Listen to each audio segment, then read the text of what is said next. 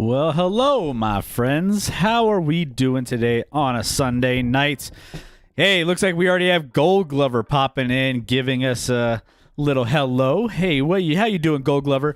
Hey, by the way, I was glad to catch your show early on today. Absolutely loved watching it, getting some, sports talk into my afternoon. It was a lot of fun checking it out. Loved the insights, and loved all I love all the commentary. You have all the fun, panel. It's really great. But you know what? I even appreciate it more that you're back here checking us out too. So love to give that love back and forth. It's fantastic. But my name is Chris. This is Scott. We are here and your host for the Action Lab here on a Sunday night. So hope you guys have been having a great weekend. We have really been itching to get back on since our last show. We have so much to touch on tonight. We have the NFC and AFC North to cover tonight, Scotty.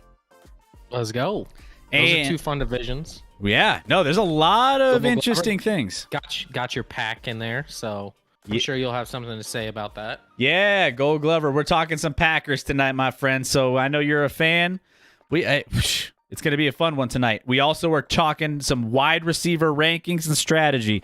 So far, we've covered quarterbacks, we've covered running backs, and we're getting into the juiciness of the wide receivers. This is a big one. Big category for everybody because this is one where we really need to have a little bit of this is the juiciness. This is where all the real players have gravitated to in fantasy leagues recently. So we want to make sure that we're covering each and every one of those wide receiver rankings to make sure that you're drafting the best. We'll get into strategies here in a bit. I have a lot of opinions about this, especially going into this year, but I've kind of shifted the way I've thought about wide receivers. So we're going to touch in on all of that. Just a couple little things here, just notes. We are streaming live on Twitch, YouTube, and Facebook. So if you're here on either of those channels, just hit us a follow or hit us a like, whatever you're on, whatever platform. We appreciate it, and we love to add to our Action Lab family. So we want to make sure that you're here each and every step of the way when we have all our best content. We also have some social media links here listed. And then I also want to give a shout out to Ulul's Easman in Facebook chat for giving us a follow. Fragilities from last stream giving us a follow. So thank you so much. We have a follower goal tonight of 2. So we need to get, we've actually been on a roll. We've gotten 1 follower each show up until, the last 4 weeks, it looks like. So we need to keep the streak going. And not only that, we want to get to 50 followers on Twitch here. So if you can, hit that follow button. It means a lot to us. Doesn't cost you anything. But we are here, and we are glad that you're here for all of our fantasy football and NFL stuff. That's awesome, guys. Great to hear. Yeah, appreciate you, Gold Glover. But we actually, you know what? I want to start out the show with something and dive in quick to something I just kind of came up with recently and wanted to throw it out there as our first segment of the day. So we're going to dive in here, and let's see if I can have this queued up the right way. Let's go. We have our first ever edition of the water cooler. Now, here's how this is going to work. We typically, over the course of the last couple of weeks have been doing a lot of NFL, but there's been some fun stories and different things happening around the world of sports. We don't have enough time to do a whole news rundown, and we don't have enough time to do kind of like in-depth. But this is stuff that, we want to talk about. Hits the water cooler, when you're going to work, before you get the day started, before we get the stream started.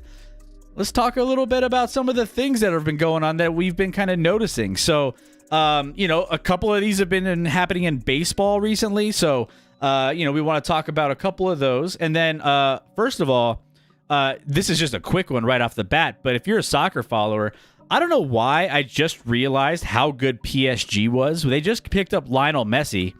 Ella Cola in the chat, love the new segment graphics. Yeah, no, thank you. Appreciate it. I love the water cooler. I mean, it looks almost 3D. I'm going to be honest. It took me a while to get that. No, it didn't. Appreciate it. Thanks for the love. No, so I didn't realize how good PSG was, their roster, right off the bat. Now, not only did they get Lionel Messi, but did you know that they had, Neymar, they have Mbappe, they have Sergio Ramos from Spain. I mean, all of a sudden, I was just happened to glance at their roster, and they have some ballers out there. I'm just like, they have Angel Di Maria. They're just crushing their roster. If they don't win, I'd be surprised. But real quick, Scotty, I just had to throw that out there, man. I didn't realize how stacked they were. Oh yeah, I think they have a decent bankroll to work off of out there. So no holding back. They have some of the best, just absolutely killing it roster wise. Obviously, they'll have to piece it together. I think Messi's going to make this team really. I mean, Messi and Neymar and Mbappe, those three alone, just Messi setting up those two. Mbappe is one of the, if not best forwards in the world right now. Neymar, obviously, everyone knows and is elite among the elite. That's 2 of the top, 5 strikers in the world. And then you add Lionel Messi to the mix. It seems almost unfair. Obviously, Ramos on the back end, things like that. It's going to be a fun team to watch for sure. It'll be a pleasure to watch because that team, you put that up against any international squad even, and it would probably win. That's how good it is. Last thing on this one, and Gold Glover in the Champions League winner bust for them. Yeah, no, I mean it's theirs to lose. I feel at this point. Mm-hmm. But I saw this outrageous headline. By the way, I don't even know. They're rumors, obviously, and there's no. I haven't dug into this, and I don't think there's much to this, but. Transfer rumors, quote, can Cristiano Ronaldo join Messi and Neymar in PSG? I'm like, why? What? that's like, actually the best analogy would be that's like Durant joining Curry and Thompson and Green. Oh wait, that did happen. Oh yeah, that kind of is a thing. So no, I don't want Cristiano Ronaldo even touching this team. It's not necessary. yeah, no, it's ridiculous, man. So crazy. Who knows? But anyways, that's just what I wanted to bring up there real quick. Let us know your thoughts on this team and how far you have them going. If you're here in the chat, because we love to talk some soccer on occasion. Scotty's still looking for a team, so I do need a club team. I mean, the season's kicked off, man. No wasting time. We got to get you one. You got to start looking into it. Yeah, no, I do. I mean, obviously, probably EPL, just because that's what we get the most of out here as far as international soccer and stuff, and that's where most people fall in line with teams and favorite teams. So if anyone has a suggestion for an EPL team that I should sway me on one, because I love watching soccer, I just don't have a squad. Yeah, we'll get you one. By the way, Gold Glover, timeout, sick hood. That's the Rocks tequila, right? Oh yeah, I got the Terramana tequila. I gotta rep it. I love me some tequila, and I love the Rocks tequila. I actually heard you guys talking about it on the show earlier, Gold Glover. So hey, I gotta rep it too. You have to. Come be a Spurs fan with me. You know, Gold Glover. Big win today, by the way. Oh, we got a follower. Yeah, nice. Absolutely. Let's see. Spurs got a big win today, though. Scott's Insta account has followed. Thank you so much for the follow. Appreciate it. We are halfway to our follower goal for the night. Let's go, guys. Let's go. Love it. Thank you so much for the follow. Welcome to the Action Lab and the Lab Rat crew. Yeah, if we weren't such big Nuggets fans here, unfortunately, we might take you up on that, Gold Glover. But yeah, otherwise, man, I mean, the Spurs are always in the mix. They got Popovich. Popovich is get off my lawn guy right now. No, he's not talking about. He's talking about the Tottenham. Oh, my bad. I saw Spurs NBA. Oh no. Oh, but they beat the defending EPL champs today, Man City. 1-0 without Harry Kane, I believe. I did see I don't that. think Kane played today. No, which is a whole thing. Kane wants out. We'll see what happens there. So it doesn't just happen in American sports. People hold out now in the English Premier League. That would be an intriguing one because they're a little bit of an underdog, especially if Kane wants to move on.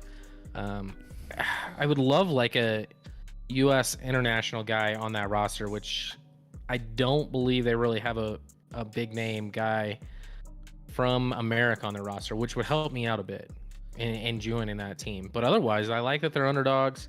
Like that they got a W without Kane. Maybe Kane will man up and just be like, hey, let's go. He's rumored to go to City too, which is funny.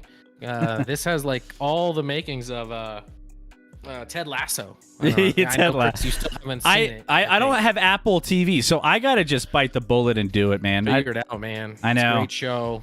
It has Man City and their forward gets, is it on transfer but goes back to Man City, and it's a whole thing. By the way, my team is Arsenal. Arsenal is my big boy there.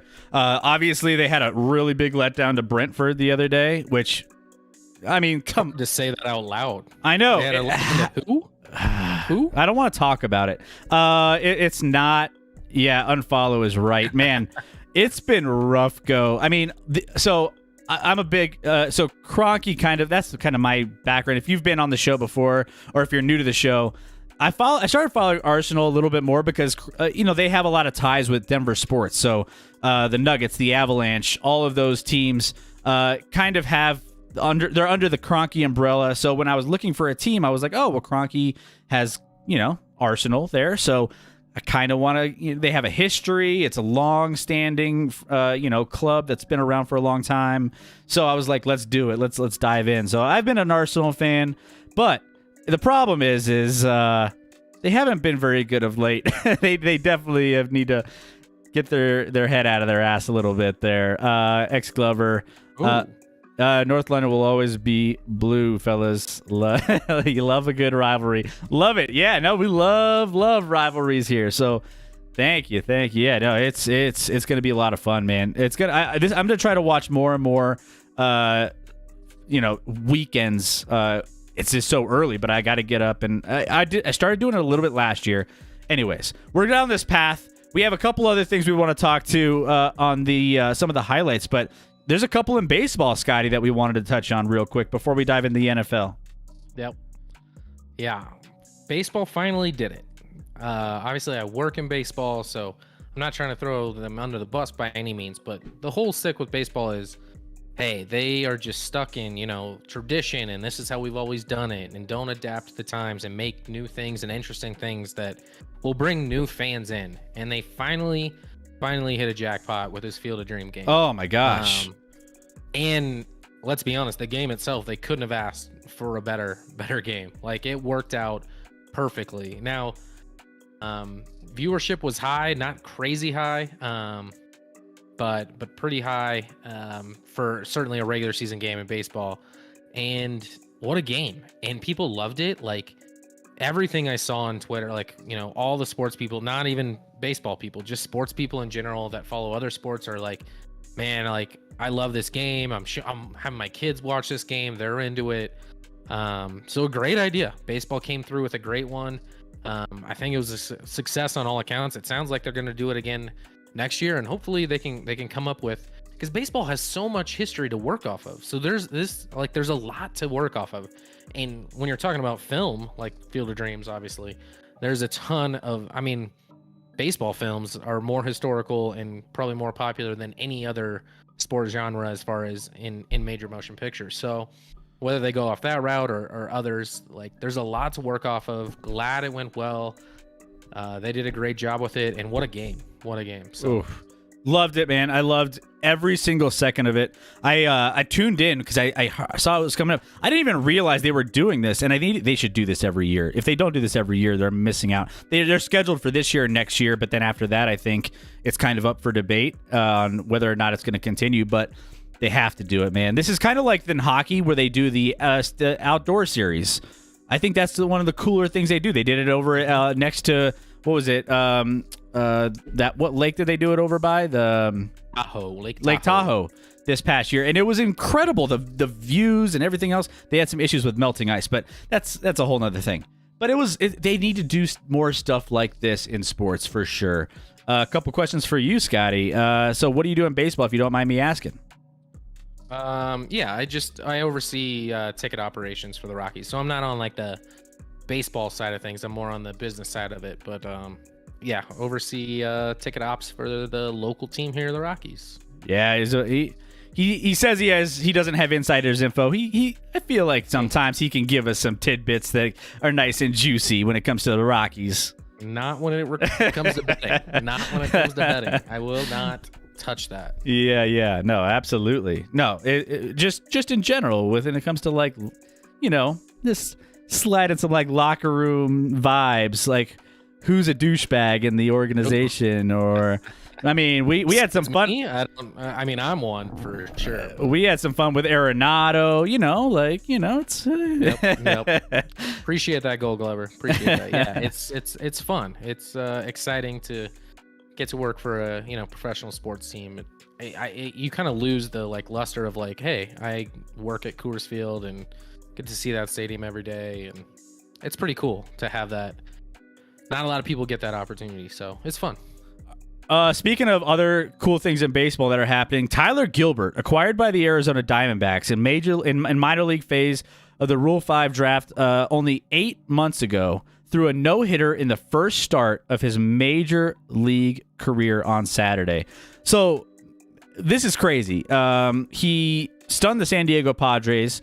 He came out first in front of his family, in front of everybody that he knew, making his first start. Became the fourth pitcher in baseball history to throw a no-hitter in his first big league start. Only two have done that since the start of the 20th century, most recently Bobo Holloman in 1953. Man, how cool is it with this kid? Could you imagine a better start to your career than just coming out and just throwing the heat and getting a little no-hitter under your belt on your first ever career start? Damn. This was perhaps the best no-hitter story ever. This guy, a Rule 5, for those who don't know what the Rule 5 draft is, it's kind of like it's not like they picked up an elite prospect. Like, these are guys that are moving because they're unprotected off certain rules, and I won't get it too far into the details of it, but usually guys that move over a Rule 5 draft aren't typically large difference makers on the major league level. Has it happened before? Of course, but for this guy, how old is he? I think he's like 31, so he's not young by any means. But man, the scene at the end when he did it, and his dad in the crowd, I don't know if you guys saw that, just started like bawling in tears and getting emotional over it. Like, for a guy that's clearly worked so hard to get to this point. I mean, if you're 31 and you haven't made it to the big league level, and you're still, working your ass off to get there, and then you finally do it and you throw a no hitter like in your first start. I mean, how incredible. What a story. Baseball's struck rich this week with cool storylines, like, and the emotion you saw from his dad, and I'm sure the emotion that this guy had. It was fantastic. Reaching that level and to achieve that is incredible and awesome, and he'll never forget that. No matter what happens the rest of his career, he'll always have this to fall back on. So this will make his career. So happy for that guy. What a story. I said 31. He's actually 27. Got to be lying to people. I jumped a few years there, but 27 is still pretty old to make your first major league start, so or appearance. So either way, incredible. Love it. Awesome. I mean, yeah, it's insane. So yeah, man, just so those are just a few stories, and then we had one big trade in the NBA today. Last thing we'll cover on the water cooler here that you just brought up. I didn't even really hear about this. I've been prepping for the show and doing some different things. So let us know about this trade with the LA Clippers making a move to try to get a little bit better, but they may not have gotten that much better. This one was a weird one for me. Yeah, the Clippers basically moved Patrick Beverley, Rajon Rondo, and Daniel Oturu to the Memphis Grizzlies for Eric Bledsoe. This one surprised me. Like, I don't really get this from the Clippers' vantage point. As far as the Memphis Grizzlies, I think some of these guys will be buyout options for them. I think the Grizzlies will buy him out and maybe free up some salary cap space. Plus, this saves $4 million on their cap. But it does save a ton of money for the Clippers. It saves $25 million in luxury tax payments this year. So basically, what the Clippers are saying in this trade, I believe, is, hey, Kawhi Leonard's not going to play this year, and therefore we're not going to compete. These guys are aging veterans that may not be around the following year anyway. We might as well, and there's no reason for us to be in luxury tax hell this next season when we're not going to be competing without Kawhi. So let's save some money, and in the meantime offload some contracts. But they certainly didn't get better. Listen, nothing against Eric Bledsoe. He's had some good seasons. Last year was not one of them. He averaged 12 points, 3 rebounds, and 4 assists, just under 4 assists per game. Shot 42% overall, 34 from 3. He's he's a great defender. But so's Beverly. So you're not getting a ton of a difference there. I don't know. I think the Clippers are this is a money saver for them. Next year's a wasted year for them. And they did sign Kawhi this week to a long-term deal, locked him up, because Kawhi can always be a little iffy on hanging with a team, even though he basically went there and told them to trade for Paul George, and then they haven't got it done yet. So, hey, if the Grizzlies do open up some of these players to, release them or don't want them or try and trade them on the cheap, it'll be interesting to see who would be involved. Like, listen, the Nuggets need a guy who can cover the perimeter a little bit. So, like a Patrick Beverly, who, if he's on your team, you probably like him. If he's not on your team, you hate him. I was just about to say that. Yep. So I don't like him a lot, but having a defensive presence on the perimeter that we kind of lack might not be the worst thing in the world to add, if that's possible. But we'll see where he's gonna go, and maybe he'll stay in Memphis. I don't know, but yeah. No, it'll be interesting. I mean, poor Paul George, man. If you're pretty much just telling him, like, hey, just go out there and go through the motions for a whole year. Just like, all right, we're gonna get rid of some guys. We're gonna make some moves. Sorry, Paul George. We're just gonna. It's a throwaway season. Honestly, oh hey, another follower. Oh no, actually, this is Facebook. Like of the stream. A like of the stream and Facebook. Thank you so much, Ray. Love it. Thank you for popping in.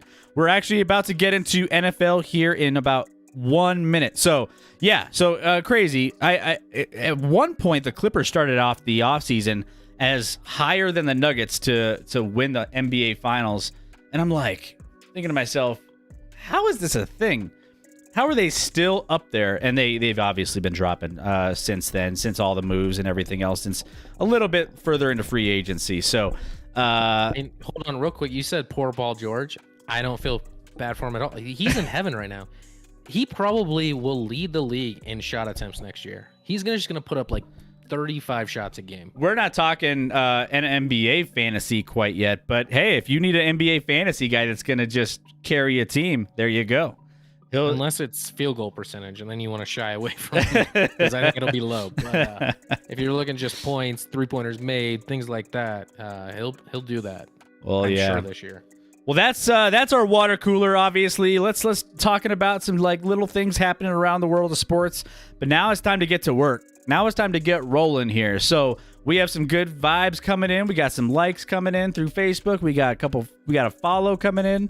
If you're here, hit that follow button. We're one away from our goal, and we just started the stream. We're not even into the NFL side of things yet, guys. So let's keep that energy going. And I want to see more in the chat. Gold Glover's been popping off. Deb in chat's been throwing out some things. Loving that Yankees Field of Dreams game. So let's get more of that in the chat. Let's have some fun with it, guys. Love to hear your opinions and voices here. So let's dive in, though. We're talking some NFC and AFC North here, and we're starting out here with the AFC North. We're going to be going into kind of what these teams can possibly bring, maybe some predictions, maybe some camp previews and what's been going on, maybe some big position battles that are going on with these teams and what they could potentially do here this season in the NFL. So let's dive into the AFC North, and let's just like the odds out right away. Let's touch on these. So right now, the Baltimore Ravens are currently in the driver's seat when it comes to the Vegas odds at winning the division, and that's plus 115. So if you're new to gambling, you're betting 100 to win 115. Same. Oh yeah, you're right. Yeah, plus 115. Yeah. Plus 115. Yeah. I'll stop talking. No, it's all good. All these teams are plus in Vegas odds. So Cleveland Browns are next, plus 155. Pittsburgh Steelers with broken Ben Roethlisberger, plus 440. Bet 100 to win 440, and then Cincinnati Bengals coming in plus 1600. So they're the long shot of this group. They have a young quarterback, Joe Burrow, but we don't think that he's necessarily. I mean, he's got a tall order here, especially with the Browns and the Ravens at the top of this division to kind of carry this one. So based off of that, win totals for each of these teams. Cincinnati at the bottom of this is 6.5 wins as far as FanDuel Sportsbook. Cleveland Browns 10.5 wins. The Baltimore Ravens 11 wins. So right there, back with Cleveland and Baltimore separated by a half a game, and then Pittsburgh coming in 8.5 wins on their projected win total for the season. So that's where we're at with the favorites of this division. Now let's dive in a little bit, Scotty. Anything on that kind of calls out to you? I know we sometimes talk about best bets. We did that with previous teams that we've covered in our division previews. But what do you see here as far as like who do you think, who would you put your money on to win this division, and what value could you get on maybe a team that's not favorited?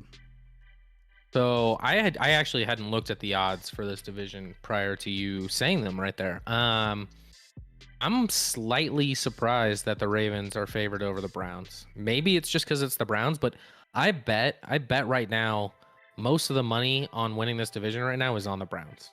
It would shock me, and I don't know where it's at. It would shock me if it's not. Everyone loves themselves Cleveland right now. Coming off last year where they won a playoff game, finally. Competed obviously against the Chiefs in that divisional round. Granted, Patrick Mahomes, cheers, oh my was gosh, out basically the entire second half. and Chad Henne made a great fourth down play to seal that game. But I think everyone's on the Browns. And the Browns have a ton of talent. It's all gonna come down to me with the Browns is who is Baker Mayfield. Baker Mayfield year 1 played pretty solid for a rookie, no doubt. Year 2, kind of a disaster. And then last year, for the most part, really good, but he was inconsistent. Like he had a lot of people don't look. If you look at his stat line, he had like 4 or 5 games where he didn't even throw for 200 yards. So there's some inconsistency there with Baker. I don't know if Baker's a guy that can lead a team deep into the playoffs or a Super Bowl. I just don't know if he's that guy. And this is a big year for him because this is also a division that has 2 quarterbacks that are probably next in line to get large contracts. You're looking at Lamar Jackson and Baker Mayfield, right off the heels of obviously Josh Allen in Buffalo getting that huge extension. Lamar has an MVP under his belt. Baker's going to be looking to get paid because they were all in that same draft class. So all these guys will be looking to get paid, and so it'll be a big one for Baker. Obviously, Lamar is going to have to battle against COVID for the 3rd time, possibly. We'll see if he can get that trifecta. I don't mean to make light of COVID, but he has had it twice. Had to sit out camp, but I think most of the money's on Cleveland. But we can dive into like more specifics on these teams. Well, let's dive in right there. By the way, Gold Glover, Browns all day. I'm calling a 12-5 record for first overall in the division. Yeah, I mean, I wouldn't be surprised. Their upside is so strong. Like when it comes to their ceiling, I feel like they have the highest ceiling of any of the teams in this division for sure. I mean, obviously Pittsburgh is on the outs with their quarterback being a little older. I don't see them. I mean, you saw what they did last season. I mean, they started out strong and just melted away based off of the rigor of the season just kind of setting and taking its toll. And it's just I just don't see them competing here. Gold Glover, Nick Chubb, Kareem Hunt, solid running game with both in the top 20 rushing yards in 2020 season. Last season, Chubb had 1,067. Yeah, I mean they have some talent, they have some weapons, and especially in the running game, they've been able to control a little bit more of the ball from that standpoint. Now let's dive in. Let's jump in. The Cleveland Browns finished the season in 2020 11-5. So they weren't a bad team last year, and this was after they lost Odell Beckham Jr. from an ACL injury. They won 7 of their final 11 games in 2020, including the playoffs, after losing Odell Beckham Jr. to a season-ending ACL injury. So just a heads up there. We'll touch on that here a little bit more in a second, but, actually, let's just touch on it right now. Now, this is an opportunity for them to either, one, they know what they can be without him, so maybe you can get some value in maybe trading him potentially. There's been rumors about that. Number 2, you keep him and see what he can do for you as far as just trying to get, your team over the hump when it comes to, getting further on in the season than they did last year. So that's another aspect of this that's interesting. But diving into some of the important battles in camp, there's a little bit of a linebacker battle. There's no secret that Browns need to be better at the second level than they were in 2020. They acknowledged this when they signed linebacker Anthony Walker from Indianapolis, and then they selected Notre Dame standout Jeremiah Owusu-Koramoah, one of the best names coming out of the draft. I did good on that pronunciation, Scotty. That was pretty good. Yeah. I think you were borderline close. I was borderline. Did I miss it up? Did I still mess it up? I think it might be Owusu, but I think you said Owasu. Owasu. Just if we're like gymnast judges, you got like just a couple tenths taken off for that. Yeah, there we go. So as far as that goes, they're trying to address some of those concerns. They already have a pretty decent, team. Again, year 4 isn't exactly going to be that much easier for Baker Mayfield. So, by the way, Gold Glover here, 9th overall hardest schedule. So there's gonna be some challenges here for them as far as what they have ahead of them here. So Baker's gonna get a little bit more chance to prove himself when it comes to this schedule. But yeah, Scotty, what are you thinking here obviously it sounds like you have them in a good spot to win this division, but I said that I think most people think that. Okay, yeah. I'm not saying I don't know. I'm a little torn. The Browns don't have a lot of weaknesses. Their roster, top to bottom, is one of the best in the league, no doubt. And probably better than anyone else's in this division when you look over every point of the roster. You talked about linebacker. I think they might be a little weak at the second level with the linebacking core. Even still, their secondary was actually not very good last year. They did add John Johnson from the Rams, safety, in the offseason, which was a nice pickup, and drafted Grant Delpit, another safety high up in the draft. So they tried to address that. They added Jadeveon Clowney on the D-line. We'll see what he can do. Jadeveon Clowney's been on like 4 teams in 4 years. So how good is he? Obviously, he was hurt a bunch last year. And even when he was playing, he kind of wasn't getting after the passer. He's not really that difference maker. Like, he's going to help against the run, but I think he's a little overrated. Obviously, they're adding Odell Beckham back with Nick Chubb and Kareem Hunt, as Gold Glover talked about. And that offensive line, especially run blocking wise, is really, really solid. And then Jarvis Landry, Austin Hooper, Rashard Higgins is the third wideout. Like, they have depth. They're talented. They have everything you need to make a long run. It'll be interesting, like coming in with higher expectations than they've ever had, obviously. 2 years ago, they kind of had big expectations and kind of fell flat, obviously. Played better last year. I think they're going to be really good. I think they're going to be in the playoffs. I think my problem is I think most people feel like the Browns are the team, and that shies me away from when Vegas doesn't even have them as a favorite. When I say that most money's on the Browns, I now I'm starting to think Ravens, just because I think the Ravens are a more reliable squad. You know, the Ravens are going to be there. Well coached. The Browns are kind of like, you know, they could be great, and I could easily see them being around 500 if they kind of fall flat a little bit. They're kind of boom or bust a little bit for me, where I know the Ravens are going to be a playoff team.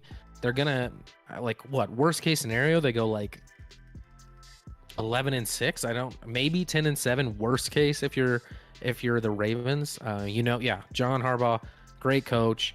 You have a great defense. They know how to win games, even if their quarterback's a little limited in my mind, but they've added pieces. So let's dive into the Ravens a little bit. The other team that I think will compete for this division. Yeah, absolutely. Ravens, again, finished 11-5 in this division just a year ago. So they're obviously the favorites. Obviously, Lamar Jackson is always going to be at the top of lists, even though you think, and this is your hot take from last year, that he's never going to win a Super Bowl in his career. I did say that. And Lamar Jackson, I'm more confident than ever that Lamar Jackson will never win a Super Bowl in his career. Wow. See, and he's standing by it. I mean, it's not like he's fallen off that take. It's always going to be there. But I'll be right every year. So keep coming back, guys. And if I'm wrong at some point somehow, if every other team gets hit by a meteorite and the Ravens win with Lamar Jackson, come back for that too, and just throw me all the shit you want, and I'll take it. I'm ready for it. Yeah. So as far as the Baltimore Ravens go, they have some different things they're working through when it comes to addition. So and when it comes to newcomers / players returning from injury, Rashad Bateman is the receiver. It's no secret the Ravens simply haven't been good enough through the air. People have been figuring out how can they just, man, they got Lamar Jackson here, but to your point of him never winning a Super Bowl, stretching the field has been kind of a thing where they hasn't been able to necessarily throw the long ball, specifically more so on a regular basis. He's always, just kind of struggling to keep the consistency there. Teaming up with Marquise Brown, Devin Duvernay, are a couple guys there, and new veteran arrival Sammy Watkins. So that means and Rashad Bateman, they took in the first round wide receiver out of Minnesota. Correct. Who got hurt though. He's hurt right now. Yeah, so that's not a great start for them. But obviously they still have, again, well-coached team. So, from this standpoint, I feel like, I just, like you said, the Ravens are more of a trustworthy team in this division. They're always going to be there. They're going to compete, and they grind out games too. They're not afraid to grind out a game, even a slow, defensive battle either. So that's where we're at with them. Scotty, what do you got? What are your thoughts? Yeah. I know Kevin Stefanski, the coach of the Browns, won Coach of the Year last year, but I still think John Harbaugh has proven it over his career. Consistent, wins games. one of the best coaches in the league, in my opinion. So they're going to be right there. Their run game has always been prolific. I like J.K. Dobbins a lot. They still have Gus Edwards as well. That 1-2 combo will be able to move the ball with Lamar running, of course, as well. They added a lot of people. They added Sammy Watkins. They added, Rashad Bateman, like they talked about. You have Mark Andrews at tight end. You have Devin Duvernay. A lot of pieces at the wide receiver and weapons. But my problem is, and it drove me nuts 2 years ago when Lamar Jackson won the MVP. Every time I watch them play, it blew my mind that defenses weren't taking away the middle of the field, because all he did was throw to the middle of the field, usually to tight ends, but also to, the slots, or if it was a wide receiver coming in outside the numbers. Unless he was throwing deep outside the numbers, Lamar Jackson is a disaster. He's never proven he can do it. So that shrinks the field a ton, and it helps defenses. And one of the few teams that have figured it out actually is the Chiefs defense, I feel like, because they're 3-0 against Lamar. He hasn't lost a lot of regular season games, but he's 0-3 against the Chiefs and has struggled each and every time he's played them. So it's blown my mind that teams hadn't figured it out. And last year, I feel like a lot of teams played him a lot better. He did get off the schneid with a playoff win, but that was a ugly defensive battle against the Titans that he got the W in, and then they choked next week. So I don't know. The defense is good, but aging. Like, they still have Derek Wolfe, Calais Campbell. Like, these guys are... They are getting older. Exactly. Like, getting up there. I still have question marks at linebacker. They drafted Patrick Queen, who is an elite athlete at the linebacker 2 years, not this year, but last year in the first round. But he wasn't the coverage guy that they expected, and has to work on that. They still have Marcus Peters in the backfield, Marlon Humphrey. So nice at corners, but Marlon Humphrey's there still, and their safeties I have question marks for. So listen, I just believe in them to somehow win a lot of regular season games. I don't believe in them in the postseason. I don't think Lamar will go far in the postseason or make a Super Bowl. And I'll say win a Super Bowl. I don't want to go too far. Win a Super Bowl ever in his career. So I think this is more of a playoff team, or I'm sorry, a regular season team than a postseason team, but they're going to win games. And they're reliable. So they're going to be there at the end, where Cleveland, I think, is a little more boom or bust, which I usually like to go with.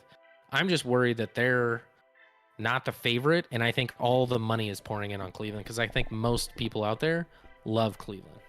Yeah, Cleveland's just a sexy pick when it comes to betting. Like they got the flashy players. They got Baker, they got Odell, they got all of these. They just, they have that historic fan base, obviously, that has been just yearning for a winning team for so long. And, they're just a team that has a lot of people's attention right now, which I think is playing into some of the Vegas odds potentially a little bit. So we'll see what ends up happening here. But there's another division team in this little grouping that we want to touch on as well, and that's the Pittsburgh Steelers. The Pittsburgh Steelers are also, they're coming off a 2020 record of 12-4. Now, that 12-4 is kind of misleading, because I feel like they weren't.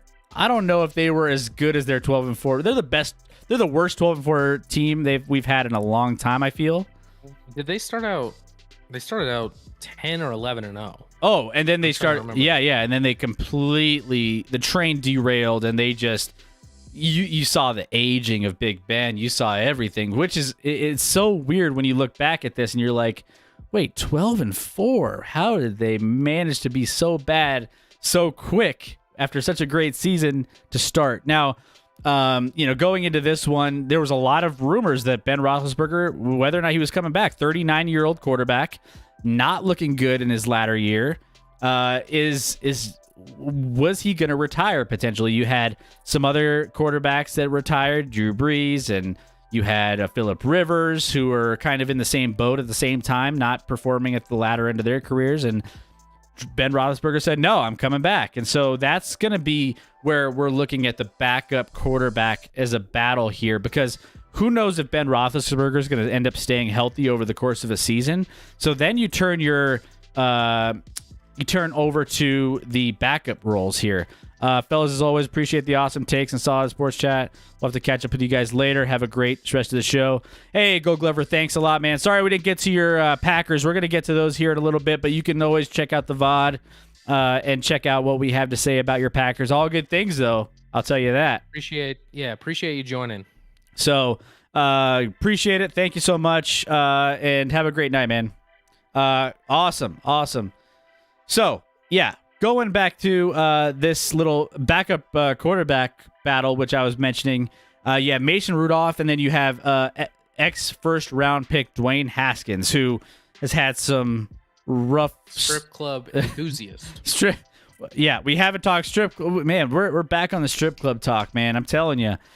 So he is back, and they think, at least Tomlin can think he can turn things around here. Here's the thing: if anybody can handle a guy like Antonio Brown for as long as he did, you can handle a Dwayne Haskins, I think. So, I feel like there's no issues there. However, that is going to be something considering Ben Roethlisberger's health and his age, whether or not those guys are going to be getting a little bit of a look here in this season. So keep an eye on that, who comes in with a second backup role, and we'll figure out, how things pan out from there. Another newcomer / guys who's coming either new or coming back from injury. Najee Harris at running back is a big one because Pittsburgh's ground game has been practically ineffective at best over the last 3 seasons, finishing 32nd, 29th, and 31st in rushing yards over the last 3 years. They have been absolutely atrocious for a team that has historically been really good at the running game, at pushing the ball downfield using the ground game. So they needed to get that figured out. They think they've done that with Najee Harris, who's a nice, promising young rookie. So we'll see if that's going to end up coming, anything coming out of that. But yeah, what do you think about the Pittsburgh Steelers and kind of where their ceiling is at? Obviously, not a lot of people have them going very far in this division. For a team that started off 11-0 last year, how quickly did they drop off? Finishing 12-4. And then all of a sudden in their first round playoff game, down 28-0 after the first quarter to the Browns.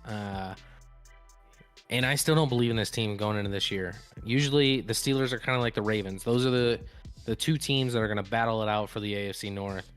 I don't like this team on paper, especially offensively. I'm terrified for their offensive line and quarterback. They have a quarterback that can't move and an offensive line that is kind of like patched together. They lost a couple of them this offseason with Villanueva and they had their guard that they drafted out of Stanford years ago that retired, actually. So they're kind of piecing together that offensive line. It's actually going to be worse than last year. I like their weapons with Deontay Johnson, Juju Smith-Schuster, Chase Claypool, and Eric Ebron at tight end. Like, those are legit. Najee Harris, as you touched on,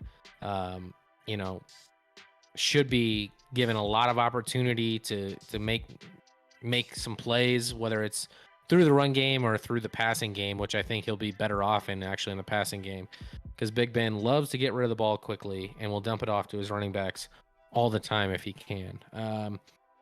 But I hate this offense. I hate it from the vantage point of the quarterback and offensive line. I think those two spots are huge weaknesses. Defensively, they're going to be really good, as the Steelers pretty much always are defensively. That defensive line with Tuitt, Hayward, TJ Watt, who's one of the best pass rushers in the game. They have Devin Bush coming back from injury, who's the rookie linebacker they took 10th overall from Michigan last year, who's a playmaker at that second level. They still have Joe Hayden, Minkah Fitzpatrick on the back end, guys like that, Terrell Edmonds, the safety. So they have a lot of pieces on defense. I think that's what's going to keep them in games, but I don't know, man. Like, I feel like this really feels like a 500 football team.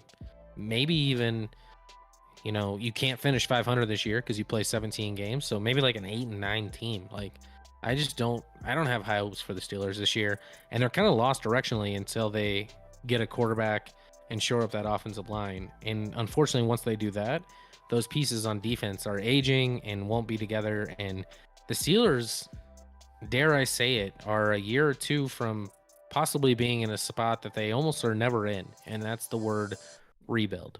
Yeah. Yeah, it's wild to think the Steelers are where they're at right now. But last team we want to cover here in this one is the Cincinnati Bengals. The Cincinnati Bengals are coming in off of a 4-11-1 record in 2020. Now they are projected to get. Let me go back to their win totals here.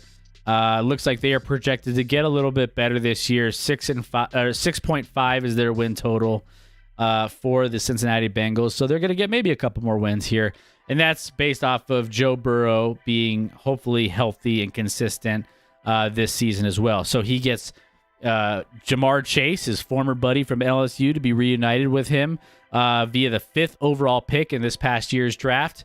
And Chase will have his eyes, Joe Burrow's eyes on him constantly, because they obviously have a good rapport with each other, and Jamar Chase is an incredible wide receiver. So we'll keep an eye on that. But the biggest piece here is the offensive line for Cincinnati. One, protecting a quarterback that's coming off a major injury. And two, they have a lot of guys that are just kind of like so-so. They're still kind of patching up some of their offensive line. Their 2019 first rounder, Jonah Williams, who has just 10 games under his belt, needs to prove he can stay healthy. Bengals need to figure out who will start both guard positions. That's kind of in flux, so who knows what's going to happen there. So there's a lot of things they need to figure out on that offensive line, but this team is still on the up and ups when it comes to trying to figure out who they are and try to build some pieces around.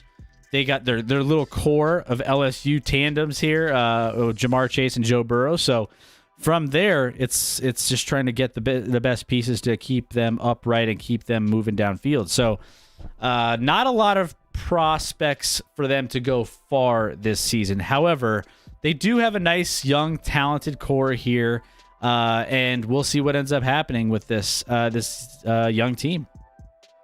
Yeah, real quick. Obviously, this team is still building, still a year or two away from competing at any significant level, but Joe Burrow's still a dude, right? Like, I know he got hurt last year, but he was the number 1 pick in the draft. He played well last year as a rookie before he got hurt, especially behind an offensive line that was not good. He still performed and balled out for him to at least some extent. So he's a guy that has been hesitant. Reports are he's been hesitant coming off his ACL injury in camp, but with time, I have no doubts about Joe Burrow. He's going to be an upper echelon quarterback in this league. There's no doubt in my mind. You got Joe Mixon, nice running back piece. Tyler Boyd, Jamar Chase, they added, obviously, as you talked about, T. Higgins. So they have weapons. You're right about the offensive line. Like, their offense is only going to be as good as their offensive line provides for them, which I thought it was kind of a mistake for them to take Jamar Chase over an offensive lineman, whether whoever they wanted to target there. That they had their pick of the litter with Penei Sewell not taken yet. A couple other guys that I'm drawing a blank on. That I know the guy that's with the Chargers from Northwestern that I'm drawing a blank on his name right now. Has balled out in camp, so I would have addressed offensive line if I were them over taking Jamar Chase. But reuniting LSU stars, not a bad option. Defensively, I think they're going to struggle. I think Carl Lawson was their best defender last year. He's now a New York Jet. You look at this defensive roster, outside of like Jesse Bates at safety, who I like a lot, but he's also upset that he's not getting a new contract yet. They don't have any name you look at and you're like, oh, that guy's good. Like, their defense needs a complete makeover, and it's going to take time. And so this team's going to struggle, but it'll be fun to watch this offense come together, and hopefully Joe Burrow continues to progress, because Joe Burrow's a stud in my opinion and a fearless guy. And I know people are saying he's hesitant, but once games start, like, I mean, right now we're talking about practice, right? Practice. We're talking about practice. So once games start, I think Burrow's a baller. I think he'll be fine. I think he'll make plays, and they'll be fun to watch offensively, but they're a disaster defensively, in my opinion. And the offensive line needs a lot of work. Yeah, so there we have it. So that's, I mean, between those teams, I mean, it feels like it's a race between the Browns and the Ravens overall. I mean, Steelers and Bengals will be kind of in the mix for the last couple spots here, but I feel like those top two, it's kind of, you can't really find anybody who doesn't disagree with those two teams being at the very top of this division. So we'll see how that ends. I was going to throw out to you, I haven't talked to you about this, but maybe we have a quick or we have a show after we preview all of these where we move through the whole league win total and quickly address each one and say over under on their win total, and we come back to that at the end of the season and see how Let's we do it. I think that should be that. Let's do that the week before we kick off the NFL season. Obviously, injuries through the first 3 preseason games are going to be something we'll take a look at. So we'll obviously want to make sure we know that before these win totals are decided on. So let's do that. Let's make that happen. We want to make sure you guys are here for that as well. So keep tuned. Hit that follow button so you know each and every week we go live, and then if you get those announcements of the title of our stream, if we're going to be throwing out something crazy that you're interested in, you'll know right then and there to jump in and be a part of it. So hit that follow button. We're halfway to our follower goal for the night, and we want to get there. We haven't hit our follower goal for the night ever, so we want to hit those 2 followers tonight and just have a blast with all you guys. Plus, throw your thoughts in the chat of what you think. If we're totally off base on what we think about these teams, let us know we're wrong. Or I love when people tell me how wrong I am. Oh, Honestly. We get that. We wish Any thoughts? Mayday always kind of gives you that. He gives you enough. So much fun with Mayday.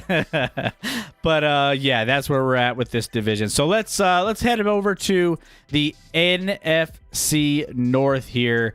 And we're going to touch on, sorry, Gold Glover, we missed you here on the Green Bay Packers. We know you're a big Packers fan.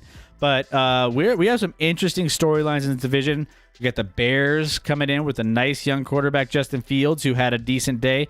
We had a lot of interesting, first games. Now, it is preseason. They are kind of piecemeal defense where, you don't know who you're getting and you're not playing starters. So you take all of these starts with a grain of salt. I mean, obviously Trey Lance had a great first game. You had Justin Fields looked like he was pretty comfortable out there, but preseason's a whole different beast. So pump your brakes on everyone who's getting excited. Were there some flashes of things that we liked and that, we might touch on? I think there were a couple things here that I really, really liked.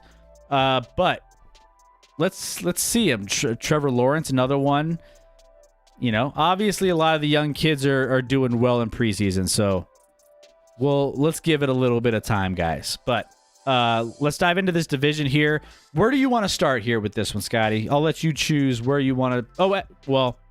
First of all, let's start out with the all the different odds to win this division. Let's go there first. So we have 1 minus in this one, and then the rest are pluses. Probably like the Lions. Yeah, you got it. Lions minus 1900. No, I'm just kidding. No, Green Bay Packers are minus 145 to win this one. So that means you have to bet 145 to win 100. So keep that in mind if you're going to bet on the favorite. Otherwise, everyone else is plus money if you bet on them. So Minnesota Vikings, bet 100 to win plus 250. $250 on that one. The next in line is the Chicago Bears, plus 500. And then the Detroit Lions come in dead last at plus 1900. There's nothing good coming out of Detroit in any sport. So that's just where we're at with there. Win totals for these are currently Chicago Bears, 7.5 wins projected. Detroit, 5 total wins projected. Green Bay slotted around 10 wins projected. And then Minnesota's projected to win 8.5 games this season. So, not an awful division. I mean, it's not like, this one is really as bad as the other NFC East that we just covered. But, there's still, it's a little top heavy here with the Green Bay Packers. So, where do you want to start on this one, Scotty? Which team do you want to jump into? Let's just jump into the pack. Let's start Let's do it. Favorites. Let's hit the favorites. All right. So the Packers finished 13-3 last year. Obviously, Aaron Rodgers will be back for one season. Jordan Love actually didn't play too bad in his first preseason game. However, I mean, you're battling up against Aaron Rodgers, who's one of the best. So with that being said, there's going to be some interesting storylines throughout the course of the season. Obviously, being Aaron Rodgers and the distraction of whether or not he's going to stay the next year. I already can see all the headlines of looking ahead a year, which can take its toll on a team, especially the offseason the Green Bay Packers have had. They've had to battle a lot of storylines with Aaron Rodgers. They've had a lot of distractions when it comes to whether or not, we've talked about on the show what the locker room's going to look like. That is a big factor here, right? So, who knows what this is going to look like. They're projected 3 less wins, but as far as everything else goes, I mean, they have a lot to be excited about when it comes to being one of the better teams who consistently make deep runs into the playoffs. So, newcomer / player returning from injury category here is Josh Myers, center. Maintaining strong play up front will smooth the waters in 2021, whether the O-line is getting back to business as usual with Aaron Rodgers, right? Or, even just protecting Jordan Love. If it's a baptism by fire, if Jordan Love ends up coming in at any point, I don't see that happening outside of a injury or outside of some drama happening. But, we'll keep an eye on, him to make a big, addition to, coming back and being a part of this offensive line. Now, another area that, is going to be a little bit of a battle is corner. When you're the latest and never-ending line of non-wide receivers drafted in the first round by a team whose MVP quarterback is feeling underappreciated, pretty much. People are going to be like, you better be coming around a little bit quicker, right? Especially when you have a chance to solidify a spot, cause a lot of Packer fans some grief when it came to the back secondary of their defense. So the Packers took a little bit of a chance on Eric Stokes, who ranked 50th overall on heading into the list of top 550 list into the draft with 29th overall pick. So we'll see how that ends up panning out. Kevin King, playing on a 1-year deal, should have plenty motivation for kind of getting back on track with things. So yeah, Scotty, where do you see the Packers, and do you see them living up to the expectations of where everyone else has them in winning this division? I think the Packers are a fascinating team this year, and it's because of one reason and one reason only, and it's Aaron Rodgers, obviously. Listen, when Aaron Rodgers is not happy, I think he's petty enough to just F over a team. And I kind of feel like he might do that this year. Like, coming off an MVP season, listen, he has complained about their roster development. He's complained about not getting the players he wanted. So let's say Aaron Rodgers balls out this year and they win a Super Bowl. If they win a Super Bowl, he's proven great and wrong all at the same time, right? Because he's proven wrong because that roster, in fact, was good enough to win a Super Bowl. I kind of think he doesn't want to win it. I think he wants to. I think he'd rather be right than win. Conspiracy theories. Like, that's a hot take. I know that no one's ever said it. I just think he's that petty. He's that he'd rather be right than win a Super Bowl with this roster. I don't think like, listen, before this past year, the 2 prior years of Aaron Rodgers, not that good. Not that good at all. And I think we might see a little more not good this year. He still has the same offense. You talked about center. They lost, maybe one of the best centers of the game to the Chargers. Replacing with Josh Myers, we'll see. Defensively, they're solid, but not spectacular, but not bad. Like, they're a solid defensive team. Yeah. You have the Smith boys with Preston Smith and Zadarius Smith. Jair Alexander is an elite corner. You talked about Kevin King. Yeah, past those two, I worry about even Kevin King a little bit. But depth at corner is a little bit of a question mark. But I don't know. They should be, at the same level as last year. I just don't think they will. I think that, people are going to be disappointed with the Packers. Now, they're in a division where there's no reason they shouldn't win this division. When you have, quarterback's the most important position in all of sports, right? When you have Aaron Rodgers versus Kirk Cousins versus Jared Goff versus whether it's Andy Dalton or Justin Fields in Chicago, that's a giant mismatch. But it's kind of weird to me that they're only minus 145 because once again, I think all the money's probably falling on Green Bay. And part of me just thinks Aaron Rodgers is going to get a paycheck this year and be like, ha, I told you so. Our team sucks. I'm out after this year. Put on your tinfoil hats, people. But no, I will say, I mean, you see it in Twitter. You see it on his Instagram. You see it where he's just like throwing shade in interviews about his coach, about his, I mean, like little nicknames that he's throwing around about his owner, little nicknames he's throwing around about the coach. Like he threw the whole front office under the bus in his first press conference. Man, he's a guy that he don't forget. He's like an elephant, man. He's got that memory like that he don't forget, right? So, by the way, all he wanted them to do this offseason, well, the last thing he wanted to do is sign Randall Cobb. So, fantasy-wise, we're about to jump into it. I hadn't even thought of this. Everyone should draft Randall Cobb if they can, because he might get thrown the ball 100 times this year.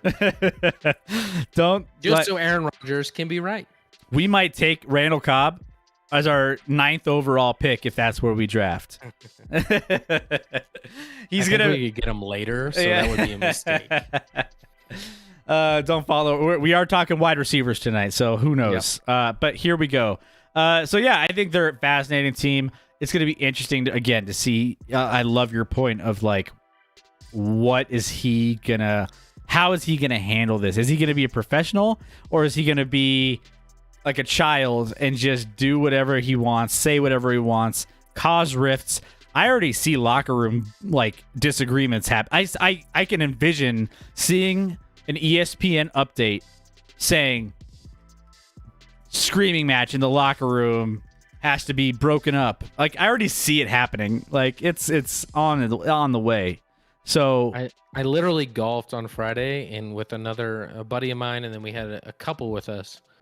Super cool couple celebrating their 5th year anniversary. It was fun to golf with them, but we're like, oh, talking sports, and we're like, oh, what about football? And they're like, we're Packers fans. And I'm like, oh, how do you feel about Aaron Rodgers? He's like, well, I love Aaron Rodgers. And I just had to bite my tongue. I'm like, cool.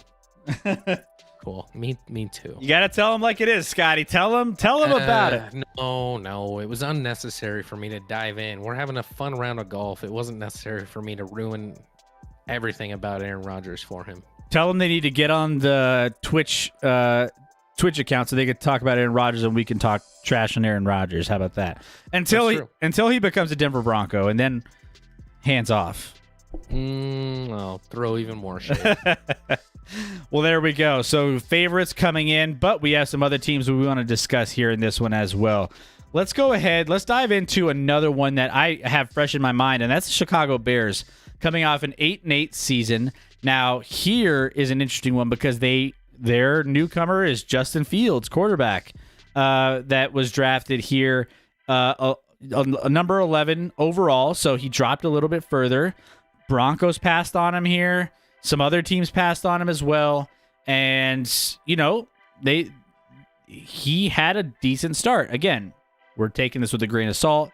There's not a lot of tape on these kids coming in, but, we'll see how they end up progressing. However, he's a nice, promising young kid for, again, a team that finished 8-8 last year that are projected to be, around that same win total this year, 7.5. So they're not going to get extremely, boosted from this draft pick by any means. But I think that this is going to be an interesting team to keep an eye on. I'm not going to lie. This is the most excited I've been about rookie quarterbacks in a long time. I can't wait to see what Trey Lance does.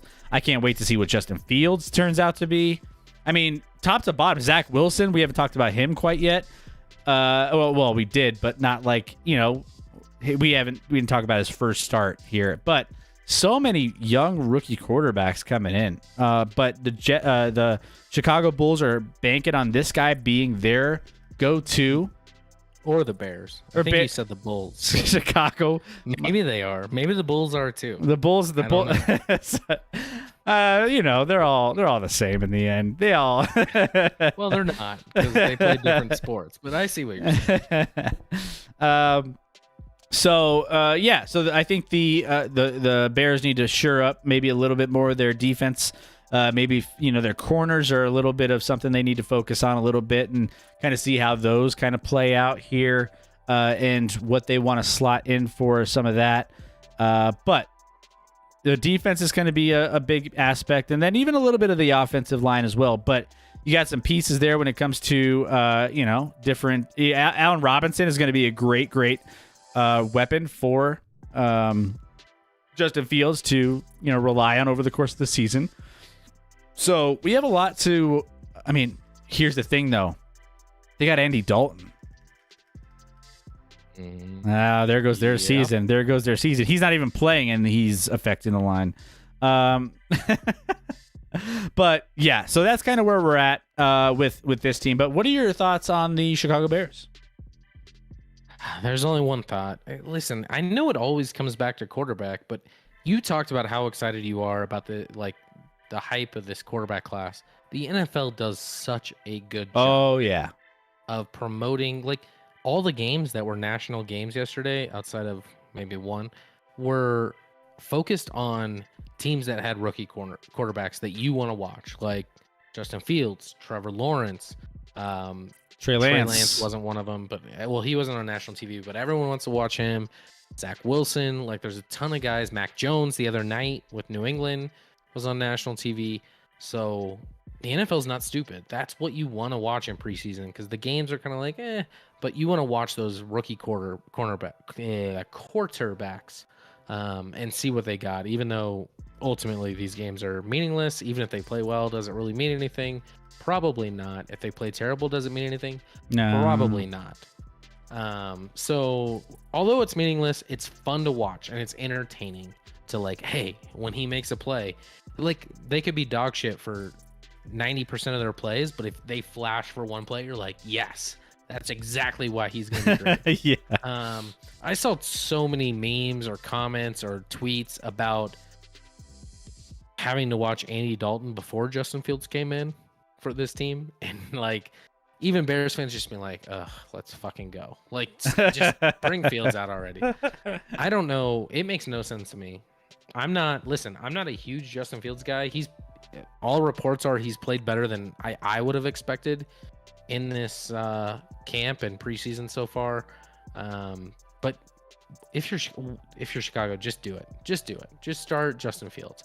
You're even doing a disservice to Andy Dalton by starting him, because you're just throwing him the wolves. No one wants to see him start. Oh yeah. I don't think his own team wants him to play, I would guess. So not a chance. Just do it. Just start Justin Fields. Is it gonna go that well?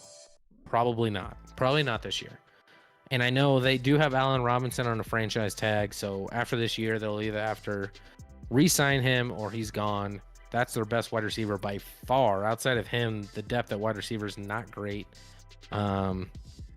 They don't have a lot of weapons in general. Their offense is not great outside of Allen Robinson. And David Montgomery is a nice running back, so they have a nice piece there. But just start Justin Fields. It's what the people want to see. Listen, he's going to have his hiccups. He's going to struggle with this offense especially. It's not going to go great. But if you're starting Andy Dalton, that just means as a coach, you're worried about your job. And you're worried about wins and losses right now, even though Andy Dalton's not going to get you a ton of wins. So I almost think if you don't start Justin Fields, you're jeopardizing your job even more. Defensively, obviously they have pieces. Akeem Hicks is good. Khalil Mack is elite. Roquan Smith at linebacker is elite. They still have Eddie Jackson in the safety spot. You talked about the corners. That's going to be a big question mark. They lost Kyle Fuller to the Broncos. They lost him with a couple pieces, but everyone just wants to see Fields, and just start Fields from day one. It would be a tremendous mistake from a guy who came from the chief staff and Nagy to be the head coach over there. Just start Fields. He has the upside. He's gonna make plays outside of the script. Andy Dalton is at this point below serviceable. He won't make a ton of huge mistakes, but he'll still make mistakes, and he's not going to make any plays outside of the script.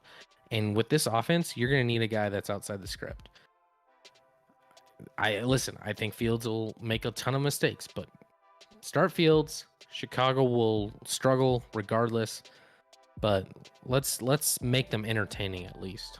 Yeah, and he had a nice little scramble for a touchdown. He played all right. So, I feel like, again, you can take it, just take a step back and realize what you're watching is preseason football. It's not, again, like you mentioned, bad performances, good performances. None of it really, gives you an idea of what they're actually going to be until they get that real experience and they start getting thrown into the fire a little bit, drinking from the fire hose, right? I'll ask you this question. As a Bronco fan, do you want Fields to be good? No. Yeah, you shouldn't, right? Because you could have taken him. No. Obviously, you have a quarterback issue, and Fields was there for the taking, and they took Pat Surtain the second, which is fine. But if Fields is good, well, here's the that's thing. a disaster. Here's the thing. If both players, and we saw Patrick Surtain come in, and he got a pick six, which, great. Obviously, again, this falls into the same category we've been talking about. It doesn't really matter. Does he been showing a lot? Yes. In camp and in, whatever. He's starting to all piece itself together. However, if you tell me that both of these players have good careers, then we messed up by picking the corner. Because Of course.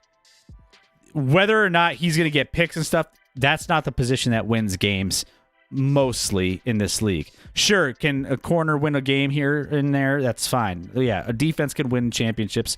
It's possible. But if you're telling me both players have the same trajectory of having good careers, then we messed up on our pick, and we should have picked Justin Fields. Yep. So well, I don't want him to I'll let you go ahead and root against him. Listen, I wasn't high on him in the draft, so I thought I wasn't in love with Justin Fields. All reports are he's played well in camp or whatever, but I wasn't high on him. Yeah, to be honest. So we'll see what his career ends up panning out to be, because if he does have a good career, then we're gonna look back on this moment when we passed up on him and the Bears took a chance and took him. That was what made their trajectory of being a successful franchise. So fingers crossed, Bronco fans. You want to. I mean, Patrick Surtain's great, but not winning football games with the corner position. I'll tell you that. The next one. Speaking of corner, and speaking of a team that needs to figure out their corners here, is the Minnesota Vikings. They finished 7-9. They're projected about a win and a half more this season than last season, but they finished 7-9 in 2020. One of their most important battles is corner, and that one's going to be for a team that finished as graded by Pro Football Focus as 27th worst coverage group in the NFL. They did have Patrick Peterson, which, he's at a crossroads. He's been around for a bit, but, is he going to be anything that they really want him to be? Or, what's he going to pan out to be? Because obviously, he's getting a little older, and, that position, it's a tough one if you can't keep up with the speed of some of the young wide receivers in the league nowadays.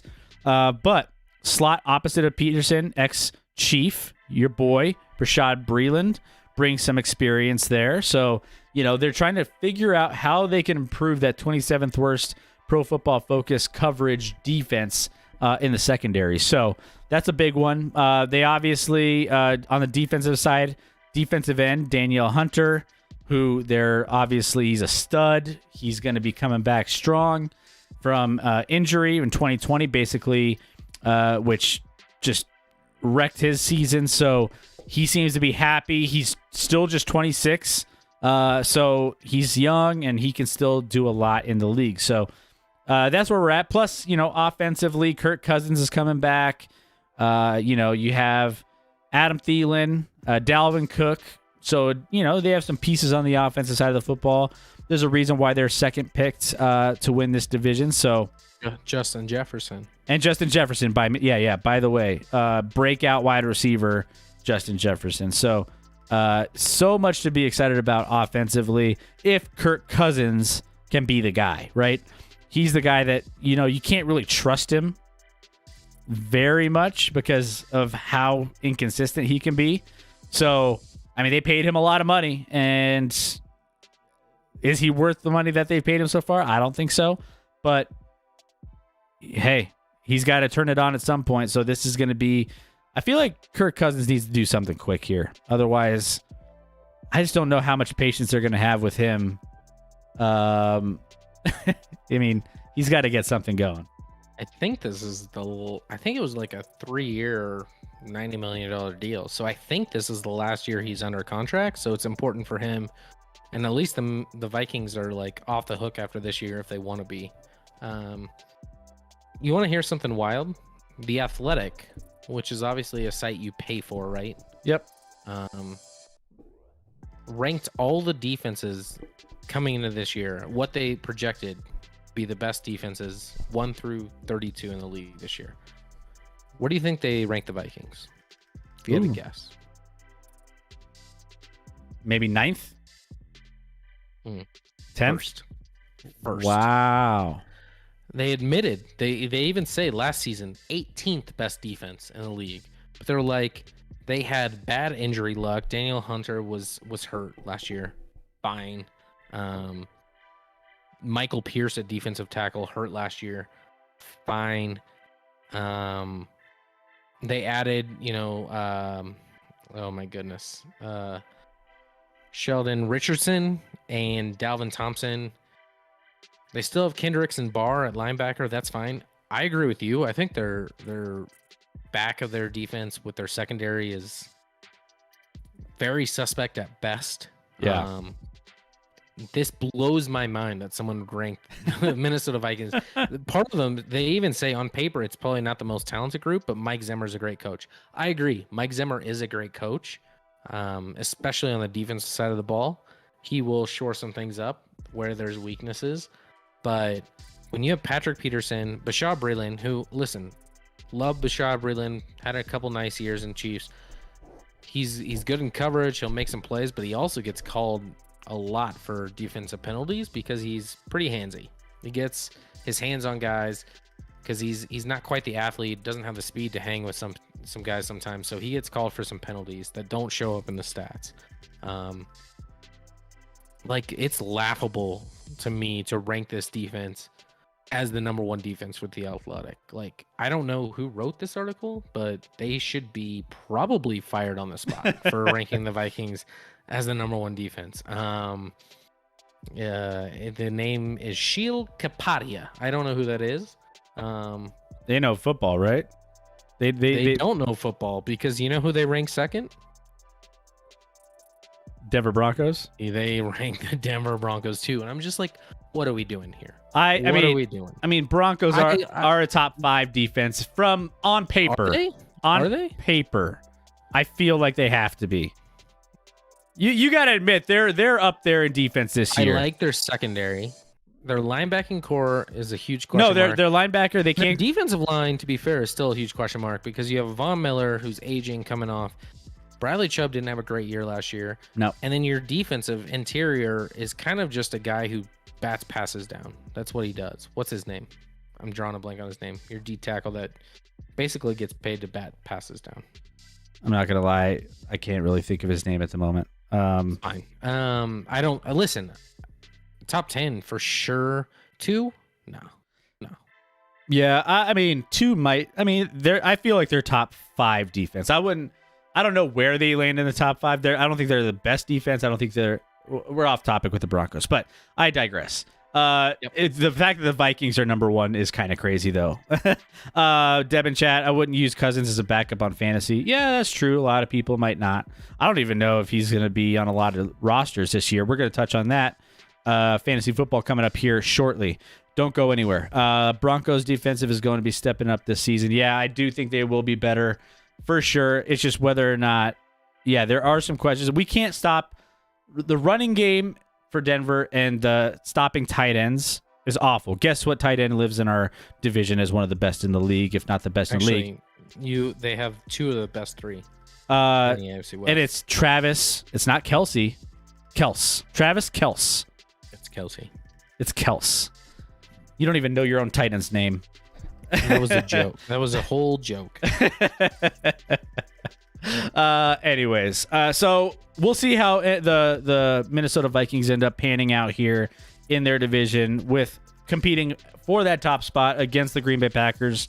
Again, the Packers are a wild card. You never know how Aaron Rodgers is going to affect the team. So this could be an opportunity to kind of get yourself and put yourself in a position where if something happens, you're not too far behind in this division to make a run at that top spot. And this is their year to possibly take advantage of something that could go seriously awry there.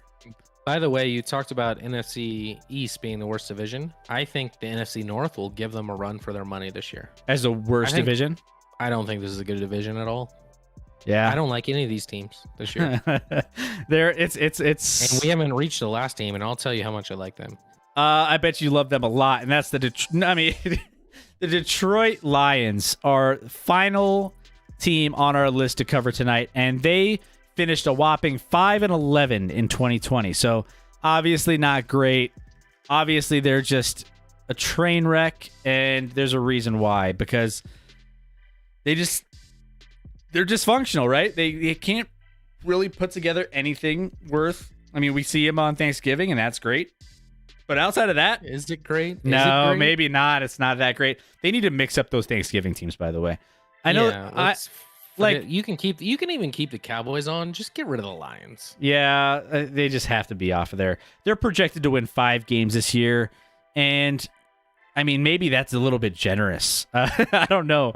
I think that we might go the under on this one because I don't know where they're going to end up panning out. But it's not going to be anything higher than 5, I don't think. Jared Goff comes in to a team that who knows what you're getting with Jared Goff after coming out of a team that is quarterback friendly when it comes to the coach in the Los Angeles Rams. And obviously you can make a lot of good quarterback. He made backup quarterbacks look good. So what did he do for Jared Goff? So in this sense, what is Detroit really getting? I don't know. I'm not sure. I'm pretty low on Jared Goff here, but I think that's going to be a big one to keep an eye on. Brashad Perryman, Tyrell Williams are the options there when it comes to wide receivers. So you got to figure that out. That doesn't strike me as spectacular at all. Tyrell Williams was like the 3rd choice in the Chargers organization. And he never got above that. He maybe had a couple flashes, but he never got above, 3rd string wide receiver. And Brashad Perryman, what's he done recently, right? He hasn't exactly had a great last couple years, if not at all in his career. So you don't have nothing to be excited about there. I don't know. I just don't see offensively how this team can hang with anybody. And I don't know. Jamal Williams and DeAndre Swift, their latest running back that they took, should make the Lions feel a little bit better about the running back picture. So, but honestly, that's all you can really look at. New offensive tackle, Penei Sewell. Nice name that they got. They have some nice little players. It just doesn't feel cohesive enough to me. You have just a bunch of pieces in random places that kind of fit, and that's about it. So I don't see this team doing anything this year. We're not talking about kneecaps today, by the way. Are we talking about kneecaps? Just eat someone. What does he say? Like eat someone's kneecap or something? Like, I don't know. Bite at it or something. And you didn't even touch on the coach, the new coach, Dan Campbell. He's nuts. This Detroit team is my pick, and let's give it up, to have the number 1 pick in the 2022 NFL draft. This team is a disaster. So Detroit is number 1. They are number 1. Number 1 in something, which is in the draft, in my opinion. They will finish with the worst record in the NFL this year. Jared Goff not going to be able to hang. Like, you lost Stafford, who was probably their best player. Not probably, was their best player. And Dan Campbell is an idiot. Like, the worst coaching hire. Like, I feel we had a story or a meme or a GIF or something about Detroit sports teams and how bad they are in general these days and how bad we feel for them. But hiring Dan Campbell is a disaster. This guy's a disaster. They looked awful in their first preseason game. They drafted Penei Sewell, the first offensive tackle taken in the draft, and they're moving him to right tackle. You know how to ruin a career of an elite offensive tackle is make him switch to the other side. What are they doing? Like, leave Penei on the left. You picked up, fine, Taylor Decker. Move him to the right. He's a has-been. He's older. He's beat up. He was hurt last year. He's not elite. Why would you take a guy with your number one pick, like I think they had 5th overall in the draft, and move him to the right side? That's idiotic to me. You're not helping him progress. The defense is garbage. The offense is going to be garbage. Everything about this team is going to be garbage. I feel really, really good about them being the worst team in football this year. I mean, we don't need to spend much time on it. I think you're not wrong, and I think there's a lot of people that agree with our take on how bad they're going to be. It just, nothing works. Nothing fits here. We'll take the under on 5 wins. I mean, maybe I'll give you a heads up. That's probably an under. Spoiler for our final show. Who knows? Maybe something happens and but no. We'll give you one teaser there. Other than that, this team should be pretty built for the Packers to lose, and it's possible that they could lose it. So have fun in this one, guys. If you like soap operas and you like dramas, this is the division for you. This is the division where you can see, the Bears and the Vikings having a chance based off of a dysfunction of a team at the top. But then you also have some crazy storylines at the bottom of it. Oh man, it's gonna be entertaining to say the least. Maybe not for football. Yeah, bad division overall in my opinion, but entertaining nonetheless. It might be whether it's entertaining because it's bad or entertaining because a certain quarterback throws some games, or because a Chicago team for no reason plays a redhead who's not good, or I don't know, a coach. It's a dumpster fire or a little bit, or a coach eating people's kneecaps. I don't know. Yep. So a dumpster fire is still fun to watch. Well, that's what we have for you here on our division previews. So keep an eye on these. Have fun with them. We're going to take a quick little break, literally 45-second break, to get everything set up for our fantasy football preview. We're going to touch on every wide receiver you need to take for your fantasy football team. And Scotty, this might be the position. He has the exact special sauce you need to win your fantasy football league. We've covered quarterbacks, running backs. He was like, no, those aren't the positions. There's one position in particular you have to draft a certain way for you to guarantee yourself a win in your fantasy football league. This could be it. So you don't want to miss what we have to say about fantasy football wide receivers here shortly. So don't go anywhere. We'll be right back in less than 45 seconds. We will see you back here then.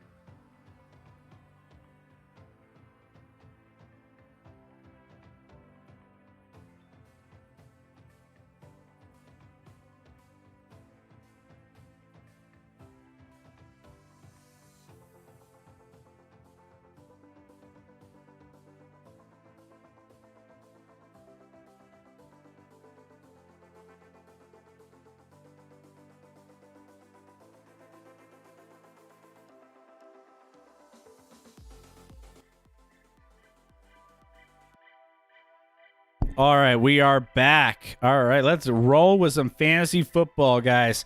Now, we have all of our rankings here. wide receiver fantasy football rankings and strategy guide. Now, this is going to be where we're touch on all of the ins and outs of who you should take, who are the top tiers. We break them down for you so you don't have to do all the guesswork, right? And we're going to touch on, who's going to carry your fantasy football team to the promised land. So we're going to touch on, not only different. Keep in mind, guys, by the way, there are various fantasy football team rules when it comes to, PPR, standard. We're going to mostly be talking about standard for the most part here, but we will cover some areas where there might be some value PPR wise for some of these. And by PPR, I mean points per reception. So that's just how that works and breaks down. Some of those teams that really throw the ball quite a bit might be valuable for those different formats, but we're just going to be covering mainly just general standard formats, just to keep it super simple here.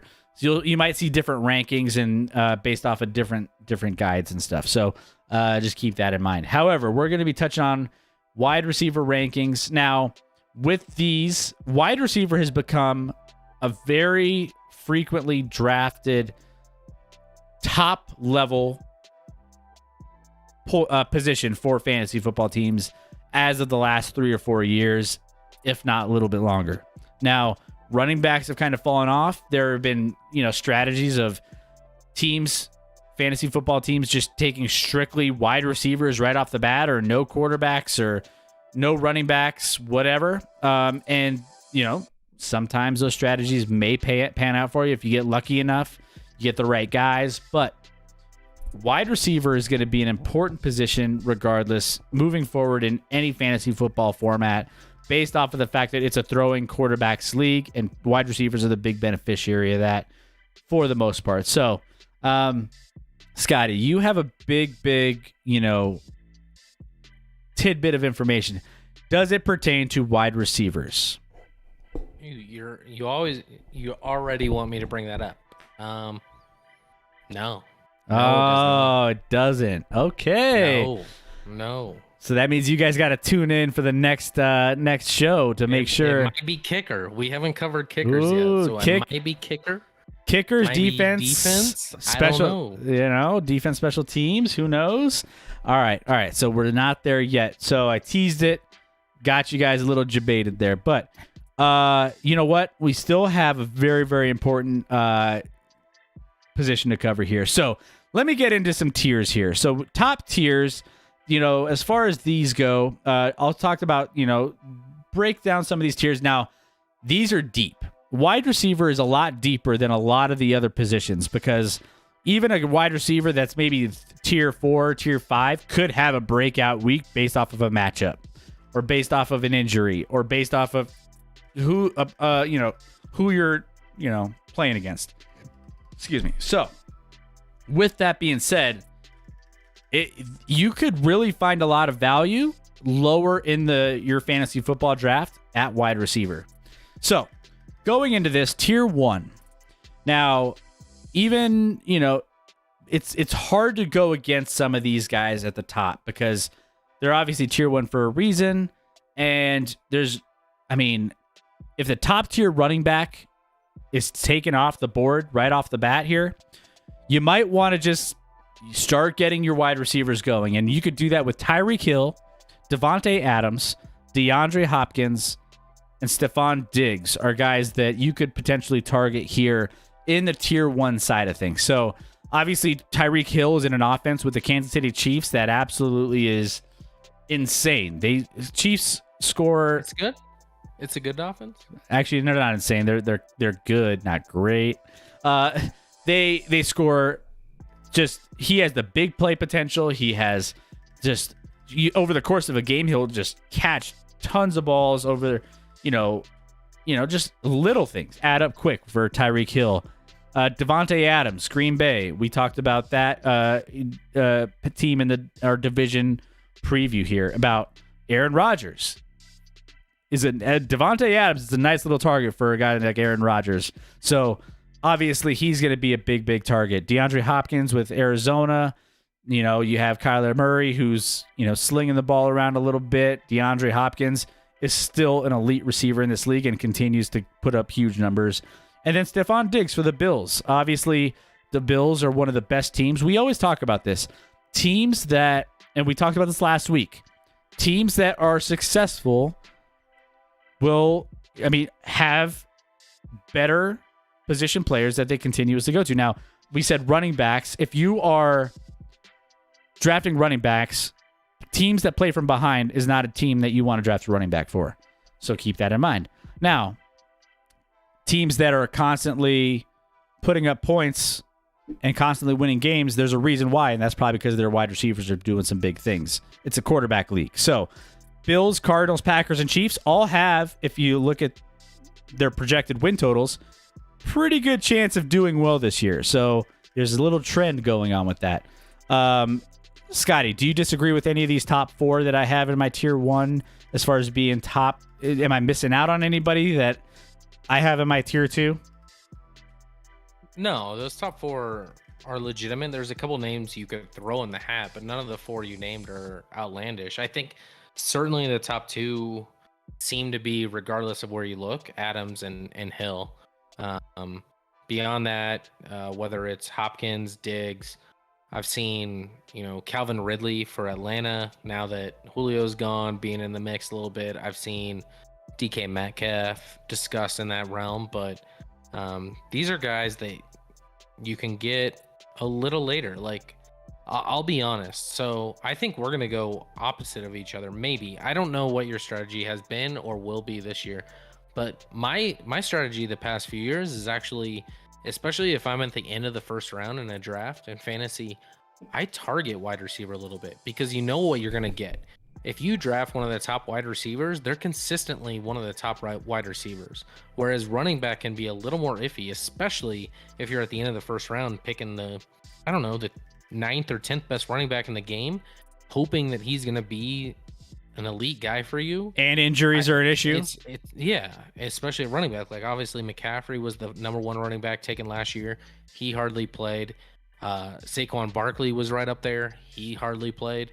The injury at wide receiver is going to be a lot less. So I get why you want to target wide receivers, but the passing game has come to a point where, like, there are so many wide receivers that you can target that may not be the elite of the elite, but are still going to put up numbers and can debatably give you 1,000-yard seasons when you're drafting in the 4th, 5th round. It's just such a deep position. And Matthew Berry, in an article on ESPN, talked about, which I thought was a really good stat. He talked about last year and prior years, when you take the 5th ranked running back of that year, and then you rank him, the decline to the 10th ranked running back, and then the 15th ranked running back, the decline is much steeper in percentage-wise with that decline than it is at wide receiver. So, like last year, the 5th ranked running back had 258 points. The 10th had 218. The 15 had 193. The decline from running back 5 to running back 10 was 15.6%. So pretty steep fall. And then another 11.6 to running back 15. So overall, that's what, over 27%. Whereas at wide receiver, you have number 5 was 281, number 10 was 254, and number 15 was 236. The decline there from 5 to 10 was 9.8 compared to 15.6 at running back, and wide receiver was 6.8 from 10 to 15. So overall, from 5 to 15, you have a 27.2% decline at running back, and a wide receiver, you have a 16.6% decline in production. So that just tells you how important it is, because the running back position, like, you look at the points, running backs don't score as well as wide receivers do anymore. But because of the decline and the lack of depth at running back and the inconsistencies at running back, it makes it more important to take those early, and you can wait on wide receivers and get a guy at 15 that's going to be really, really good. Or, the number 15th ranked wide receiver is going to be really, really good.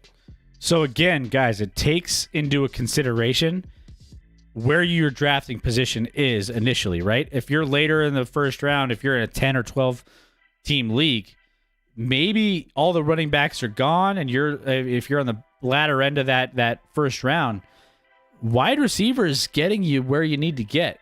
I mean, running backs at that point, if they're gone, don't force it. Don't get panicked, right?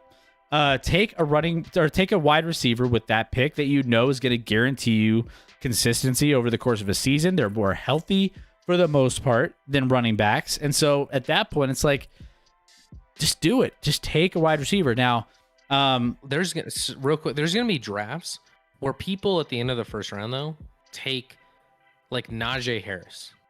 In the end of the first round, a guy who's never played a regular season snap in the NFL above like a Devontae Adams. And that blows my mind. That would be stupid. Or they might be taking a Patrick Mahomes, or they might be taking, some of those kind of guys where we've told you don't take quarterbacks early on in this. So, you depending on how your draft goes will be how this ends up panning out for you. But, let's dive into some of the tier 2s because we were elaborating some of that 15 range here in your pick strategy, between 15 to 25, somewhere in there. You're getting into tier 2. That's when you get like the DK Metcalfs, the Calvin Ridleys, the Allen Robinson, Justin Jefferson, AJ Brown, CeeDee Lamb, and Keenan Allen for the Chargers. So if you selected a wide receiver, maybe a tier 1 wide receiver, you may want to pick maybe a running back before considering someone in the tier 2 that I just mentioned. Depending on, running back situation in your draft, because obviously it kind of depends on each different scenario, right? But as far as these tiers in this tier 2 that I just mentioned, all those names, have been picked between 19 and 44th overall on average. So there's incredible value among these guys in this tier. You read the names listed above and you picture any of them landing in a top 5 at the end of the year, right? Those are guys that can really put an impact on points for your team over the course of the season. Obviously Metcalf is the most expensive option on this roster tier for good reason. He's walking, he's a walking just beast, right? He's incredible. He's like Megatron. Yeah, not quite Megatron, but he's the closest thing to Calvin Johnson that we've ever seen. Yeah, and so he's definitely a solid way to follow up. A nice solid first pick in the draft. He can definitely make some big plays. Ridley, is gonna be coming off. Now that Julio Jones is out, right? So. That's going to be a big target boost for Calvin Ridley. Allen and Jefferson bring similar route running savviness to their games, but have different skill sets, but they can be candidates for 100+ receptions, pretty consistently over the course of the year, which you really, really love to have at that point. So, those are great. And then Robinson and Lamb, the best values at this tier, drafted around 40th to 45th. On average for those two players, and for that point, Robinson has been a steady top 12 receiver in the past, so you can't really go wrong with him. There's a lot of value, guys, so keep an eye out for, these players to drop a little bit further. Don't take them, too early, obviously, but obviously these are guys that can really change the course of your team and give you some depth at wide receiver with that number 2, number 3 pick in this draft. I would say if you leave your first 3 rounds of your draft and you don't have a wide receiver, don't panic. That's okay. Like, there's going to be some guys in this 4th, 5th round that you can target that are going to be just fine. And the separation between a guy you maybe could have taken in the 2nd round and the 4th round may not be that large at all. That's what I'm talking about. The separation, because so many teams are throwing the ball now and so many options at wide receiver, it's so deep and it's hard to argue like targeting some of the less deep positions like a running back prior to taking your wide receivers. Guys you talked about, I like CeeDee Lamb a lot coming into his 2nd year. Dak coming back. I've seen video of camp. He's going to be a beast. Keenan Allen's been consistent. Justin Jefferson got a ton of targets last year. So if you want a guy who's going to get more targets than maybe anybody, it's Justin Jefferson. He'll get a ton like he did last year. DK Metcalf, as you talked about, is a beast, but he's going to be the first guy that's taken from that tier. A couple other guys beyond that tier, Mike. Yeah, I don't think you mentioned either of the Tampa Bay wide receivers, Mike Evans, Chris Godwin. We're getting into those.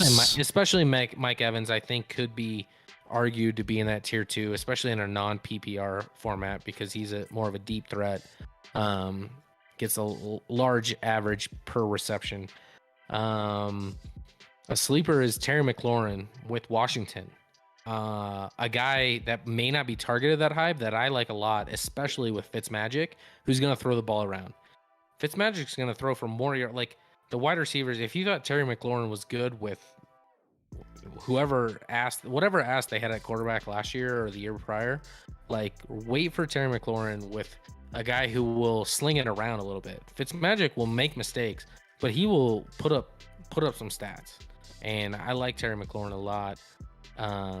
And before we dive into who I really, really like, because you haven't mentioned that tier yet, we can move into the next tier. Yeah, so the next tier, you mentioned two of those. So you get the Buccaneers and Terry McLaurin all fit in this tier 3, which are, low-end wide receiver 1s and high-end wide receiver 2s. So these are guys that maybe, you're starting. They might be your number like a low, like a maybe not a great starter, but like pretty productive.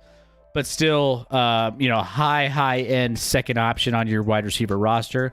So these guys, tier 3 here that I'm about to talk about showcases just how incredibly deep wide receiver position is. Although, many of these guys have finished in the top 12 as wideouts in the past.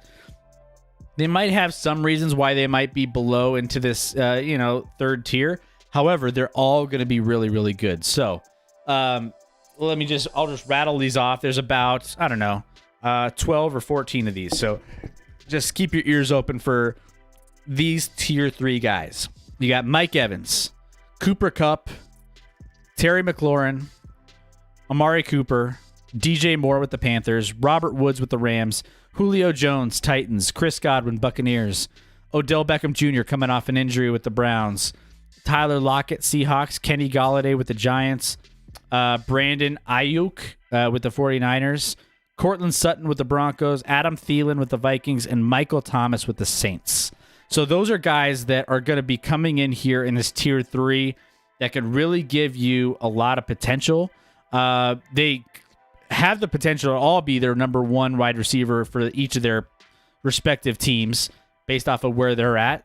Some of these might, be number 2s depending on how stacked their wide receiver core is. But there's a lot of potential with any of these guys that can come in and be really, really solid production for your fantasy football team. Yeah. I'll give you, maybe a couple names I'd target in this. Listen, I don't even understand what's happening and why people haven't targeted. Robert Woods, to me, is an automatic great pick at where he's going right now. Robert Woods finished 13th overall in points from the wide receiver position last year with a Jared Goff throwing to him. Yeah. Now he's got Matthew Stafford, who's going to sling it around. They're going to throw that ball a lot. Matthew Stafford really likes targeting wide receivers. His arm strength is great. Like Robert Woods, I'd be shocked if he doesn't finish as a top 10 wide receiver in fantasy this year. Shocked. And he's not being targeted as a top 10 wide receiver. I like Robert Woods. I like Cooper Kupp because of the same reasons. I would target LA Rams wide receivers. I don't know why it's not being done more. They're going to throw the ball a lot. These wide receivers are going to put up big numbers, in my opinion.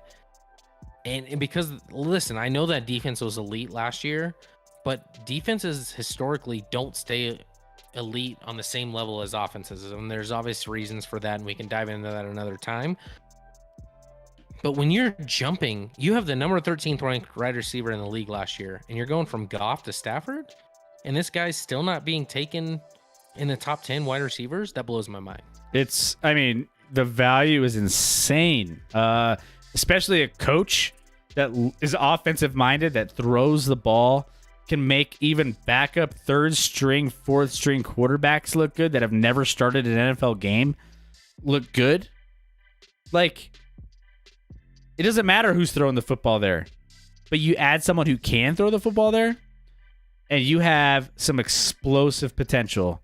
So, as far as that goes, man, take advantage of some of these little nuggets of information, because I'm telling you, you're going to get some good value here, and you're going to have production every single week, no matter what. I'll tell you that right now. What other names, any other names on this list, on this tier 3 pop out to you that really, you love, or maybe guys that you don't love so much? I mean, obviously Michael Thomas with the Saints, you don't know quarterback, the situation, and you've had a lot of issues with him maybe throwing out cryptic messages and social media, and you don't know exactly where his headspace is. So maybe that's a weird one. Some other ones here.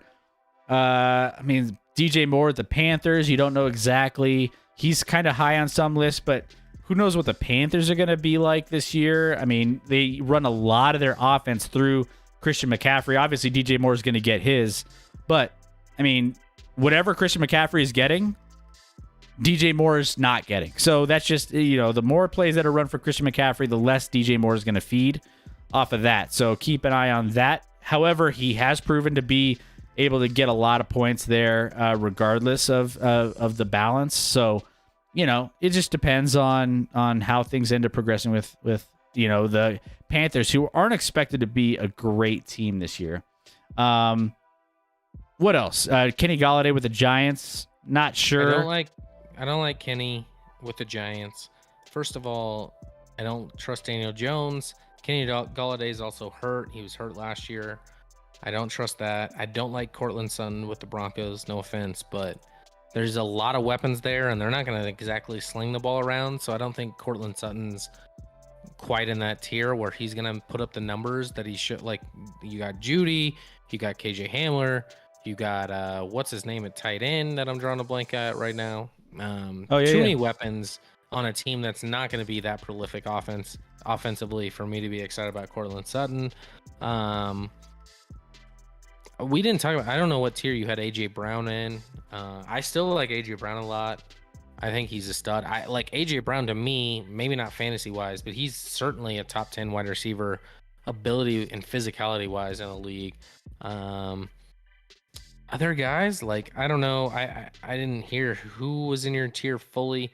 Adam Thielen to me is like a solid but not spectacular pick. Like, he's going to be fine. He may not be elite, but he's going to be solid for you. He's going to put up a good season. He's a little underrated in that regard. I like Brandon Ayuk a lot for the 49ers, especially if they go with Trey Lance at some point. I think Ayuk would be his number one option, number one threat outside of maybe Kittle at tight end. So I like Ayuk and his potential and upside. If you want to get to like a flyer on a boom or bust guy, I think Brandon Ayuk's your guy for the 49ers. Yeah, that could be one that's like a more of a sleeper pick in a sense. Like, not a lot of people know what's going to be happening with the 49ers, especially, they're still trying to figure out their quarterback situation, and we don't know what's going to happen there. But that's a whole nother issue. If they end up getting like a really, really good if they get good quarterback play, I think that could be a big one there.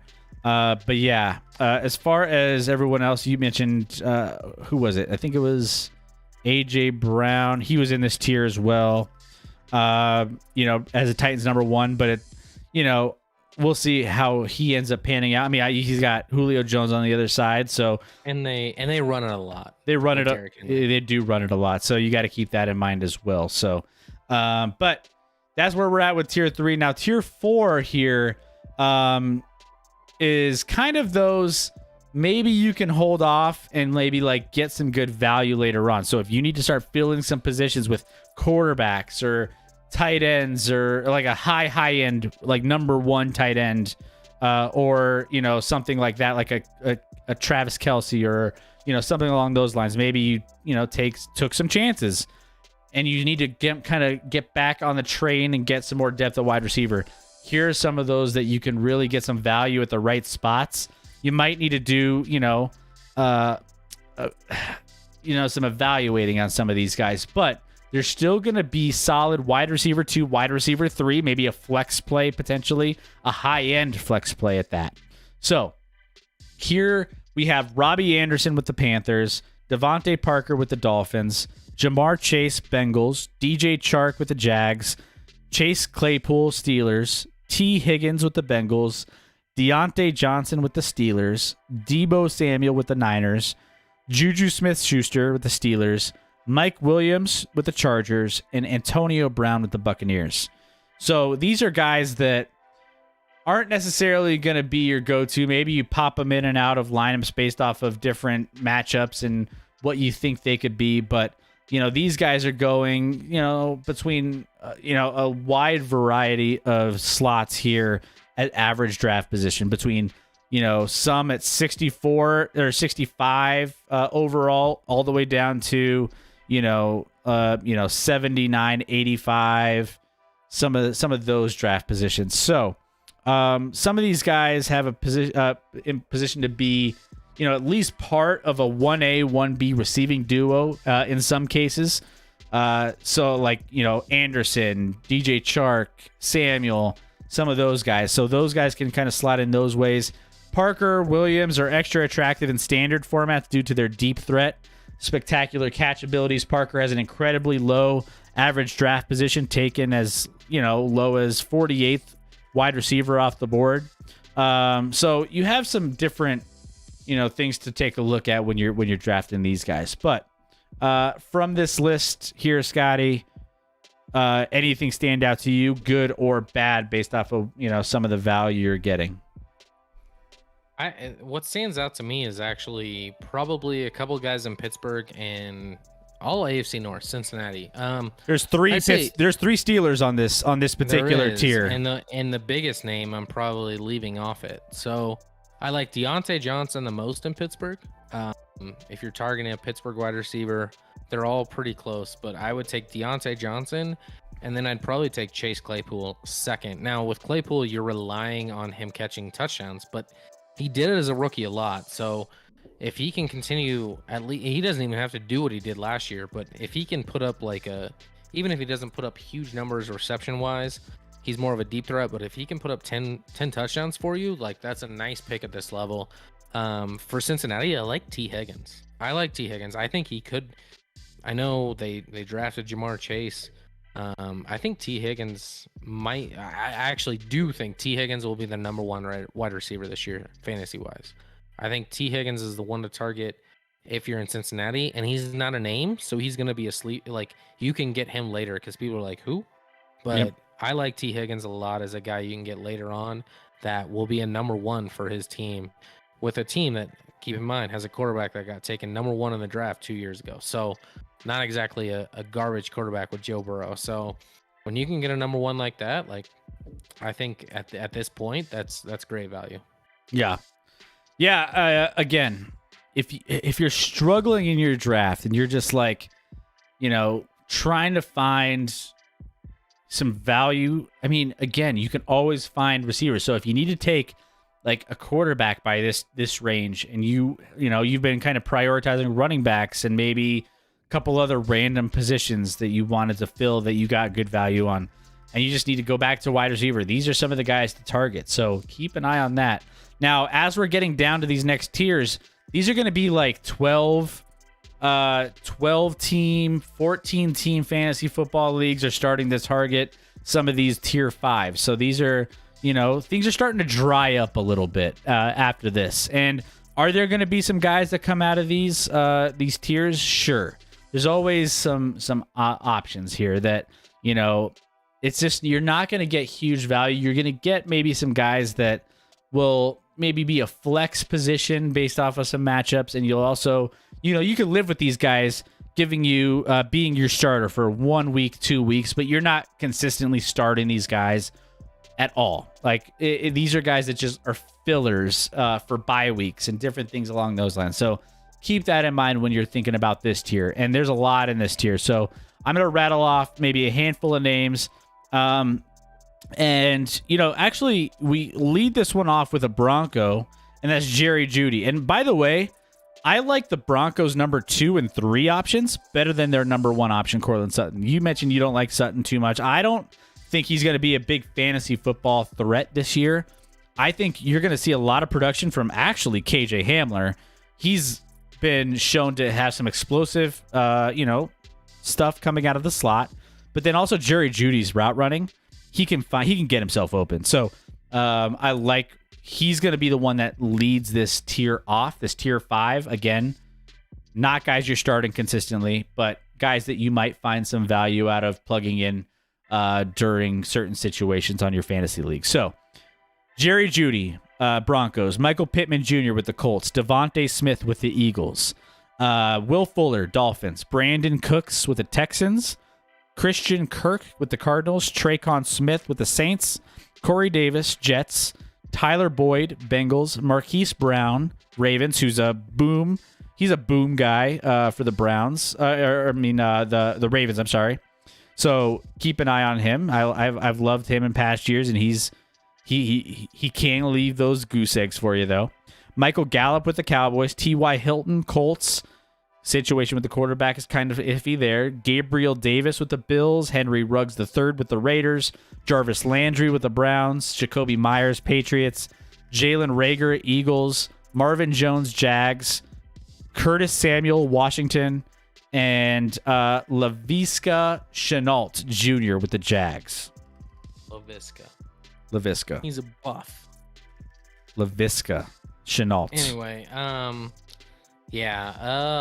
I agree with you that Jeudy out of this is probably the most intriguing, at least the most upside. Like, obviously, he was taken high in the draft last year. You could argue Henry Ruggs has upside too with the Raiders, but he's a little more boomer bust where Judy's should be more consistent from a week-to-week basis. That's why I don't love KJ Hamler like you talked about. I don't like KJ Hamler that much because in order for KJ Hamler to have a good week, he has to catch a deep ball. Like, otherwise he's going to be trash for you.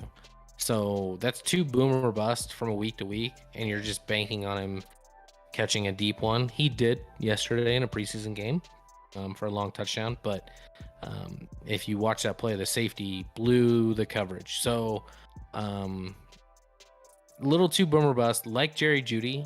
I think, listen, he had some drop issues last year, but I think that gets short up at least a little bit. He'll still have some, but not to the extent he had last year.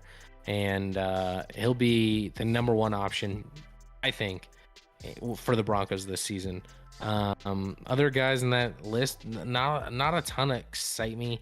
Like, Michael Gallup's underrated. I know he's going to be the number 3 wide receiver in Dallas, but I think all 3 of those wide receivers put up close to 1,000 yards last year. So Michael Gallup's a guy that, like, is still going to put up stats. I know the number, like, everyone's obsessed with Lamb and Cooper first, but Gallup's a really, really good wide receiver that'll put up numbers every week for you.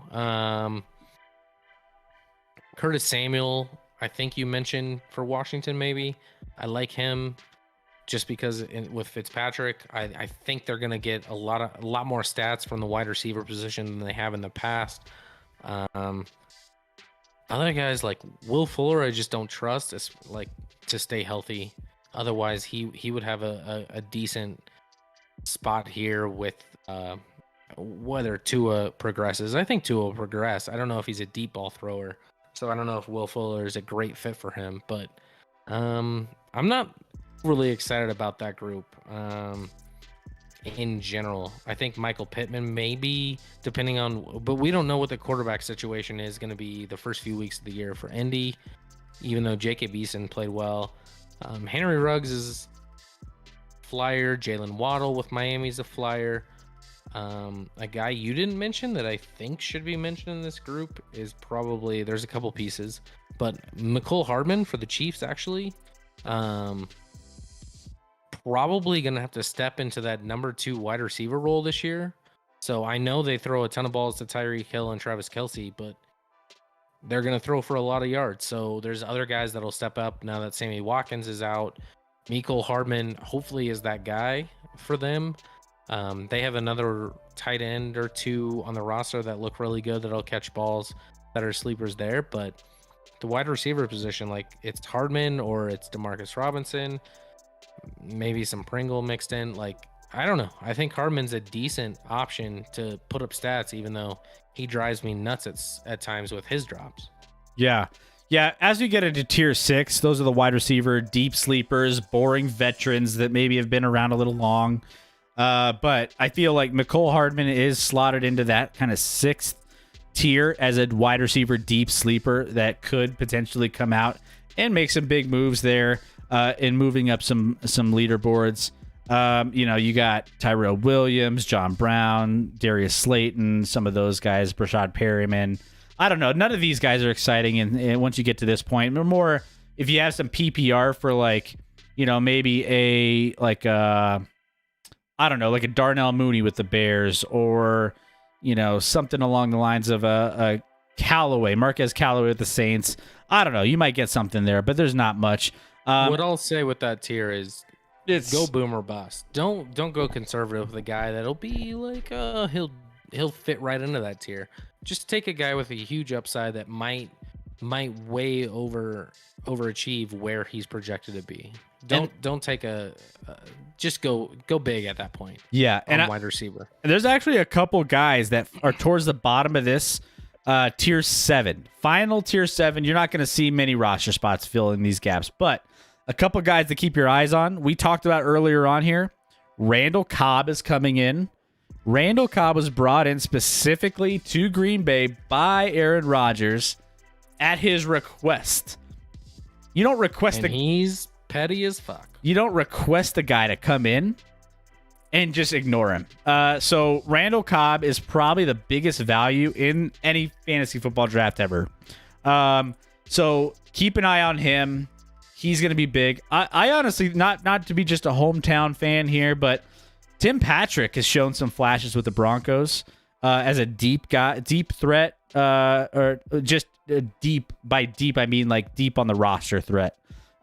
He all of a sudden shows up in games and can catch, a few balls for 80 yards and a touchdown or something. And he's not going to do it every game, obviously. There's a lot of options. But, I mean, Tim Patrick, if there's some injuries or something, having him on your bench could pan out for you. Demarcus Robinson with the Chiefs is an interesting one. Obviously, the Chiefs move the ball around a little bit, so potentially him moving up. And you never know. Like, I've been thinking Mecole Hardman over the last year was going to be the guy to this is his year. And then last year I drafted him, and he didn't really do much for me. He was very inconsistent, but I was like, maybe. So he only played like 30% of the snaps last year, which is wild. Yeah, to think about. So hopefully he'll play more. If he plays more, then obviously Andy Reid likes to dig deeper to see what else he's got. Demarcus Robinson in a high potent offense could be beneficiary on some of those. So keep an eye on him. And Sammy Watkins with the Ravens, he's not getting a lot of love. He's an older guy. He's kind of bounced around a little bit, but I mean, maybe you can get a little bit of value out of Sammy Watkins. Elijah Moore with the Jets. I don't know. There's some different. None of these guys again are going to be starting for your teams most likely, but just guys that could be just shot in the dark, good for you. Take a chance. Who knows what's going to happen? And especially in like a 14-team league or a 12-team league, these guys are going to be a little bit more common on your bench to plug in and play. So keep an eye on those guys as well. But overall, Scotty, when it comes to, wide receivers, you can still, again, we're tier 7. We're like 85th ranked wide receivers, and there's still guys that are getting some love from us, right? So I was going to say, like, you don't get to tier 7 in any other position except for a wide receiver. No. Like, there are the tiers don't go that far. We dried up in running back after tier 5 or 4 or 5 or something. So just keep in mind that there's always going to be an option. So don't wait on certain positions. If you're panic on wide receiver, you can always find one. Don't worry. There's always injuries. There's always things that happen. So just play it safe. But overall, guys, that's kind of what we wanted to share with you here. We still have one big, secret for you guys coming up on an upcoming show based off of a certain position. Now, next week, we might double up on Sunday. We might be doubling up a little bit, doing a little bit of tight end kicker, or I don't know. How do we want to do this, Scotty? Tight end kicker, defense, special teams. Do we want to just do it all at once? Just do one big show to finish them out? I think we talk about tight ends for sure. Kicker, defense, we can address briefly, but I'll spoil it right now. I'm very much of the mentality you don't take those till the end of the draft. Yeah. So, by process of elimination, people, I have a feeling. You have a feeling. I have a hunch. What position group we're talking about? That tight end might be the key to winning your fantasy football team this year. And I really think it is. And that's the thing. We are going to be sharing that secret with you this Sunday.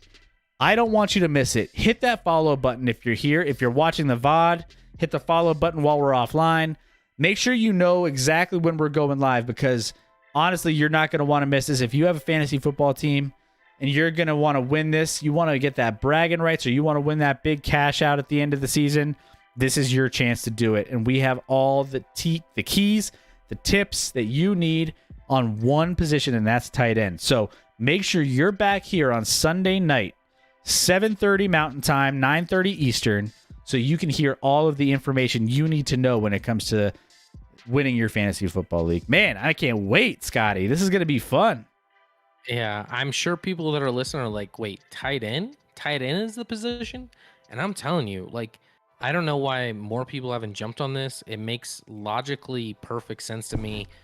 Tight end position is going to be super, super important in fantasy football this year. And I will tell you why on our show on Wednesday night. Love it. I absolutely love it. So that's what we have for you guys here. You can catch all of these VODs on either Twitch or we are on YouTube. So all of these shows are clipped off on YouTube. So make sure you go to our YouTube Action Lab on Action Lab Twitch, I believe is what our handle is for our YouTube channel. Go over there, check them out. Make sure you got all the clips. I need to do a better job at like separating these out. I might do that here this week and maybe have all of those broken out for you. So keep an eye out for all of our YouTube videos and everything you need to know to catch up on what we just spoke on in case you missed the show. By the way, we are wrapping up the show tonight, but we have so much for you coming up here on Sunday. So, if you're here on Facebook, YouTube, or Twitch, again, hit that follow button. And we already had one follower here hit us up, and that was let's see, who was it? It was Scott's test account. Scott's test account. There we go. Which sounds questionable because my name is in fact Scott, but that was not me, and I don't know that account. So I thought maybe you were doing something that maybe I was like you were punking me a little bit. No role in that. So want to appreciate Ray for liking the stream. Scott's I can't even say it when I read it. Scott's test account.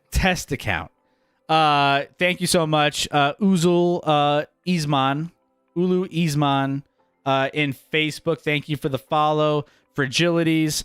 Thank you to Gold Glover for popping in as always. Loving all of your content and all of your just thoughts thrown in the chat. Deb in the chat as well. Thank you so much for all the participation. It means a lot to us. All the followers. We got one follower. That's 5 straight streams, Scotty, with a follower. So we are on a freaking roll, my friend. We're going to be, in the next month and a half, we're going to be at 50 like that. We just need one more tonight, and we could be even closer. So if you're here, hit that follow button. And we have a big show for you Sunday. Again, we're hitting you with only division that's left. That's the NFC and AFC South. And that's Wednesday, to be clear. Or Wednesday. I'm sorry. Man, It is. It's fine. It's fine. We go on Wednesday and Sunday. Wednesdays and Sunday, Sundays. So our next show will be, in fact, Wednesday night. Why do I don't know why I feel like it's Wednesday today. All of a sudden, I'm like, what? I'm trying to get through the week because I'm excited about the next show, I guess. But yeah, we will be back here Wednesday. Yeah, 7:30 Mountain, 9:30 Eastern time to make sure you have everything you need to know on sports, on anything. So we have a packed show. Don't miss it. We love each and every one of you. Thanks for being here, and we will see you on Wednesday. And keep in mind, that will be the key to your fantasy win. Don't miss Wednesday it. night. Don't miss it. We're going to be promoting this all over our Facebook, social media, everything. TikTok. I've had a couple TikToks hit you over the weekend. I'm getting into the TikTok game, Scotty. I'm getting a little bit better at it. It's taken me a little bit of time, and they're not perfect. I'm perfecting it, but we're not. No, I liked them both. I didn't even know what you were doing, and you've said that we need to get our face out there more, and I'm like, my face is not a reason to get out. Like, I there's love no your reason face, for man. my face to get out there. So I love your face, man. We can make it happen. Well, I want to see your face on the TikTok this week. Maybe we'll see it. Who knows? we'll think about that. If you like the channel, you're gonna even love our TikTok even more. So make sure you're hitting that up. That's Action Lab Live on TikTok. So, all right. Well, that's all we have for you. Have a great start to your week. It's Monday. We're here to get you halfway through the week. So, have a great start to your week, and we will see you halfway through. Love you guys. See you next.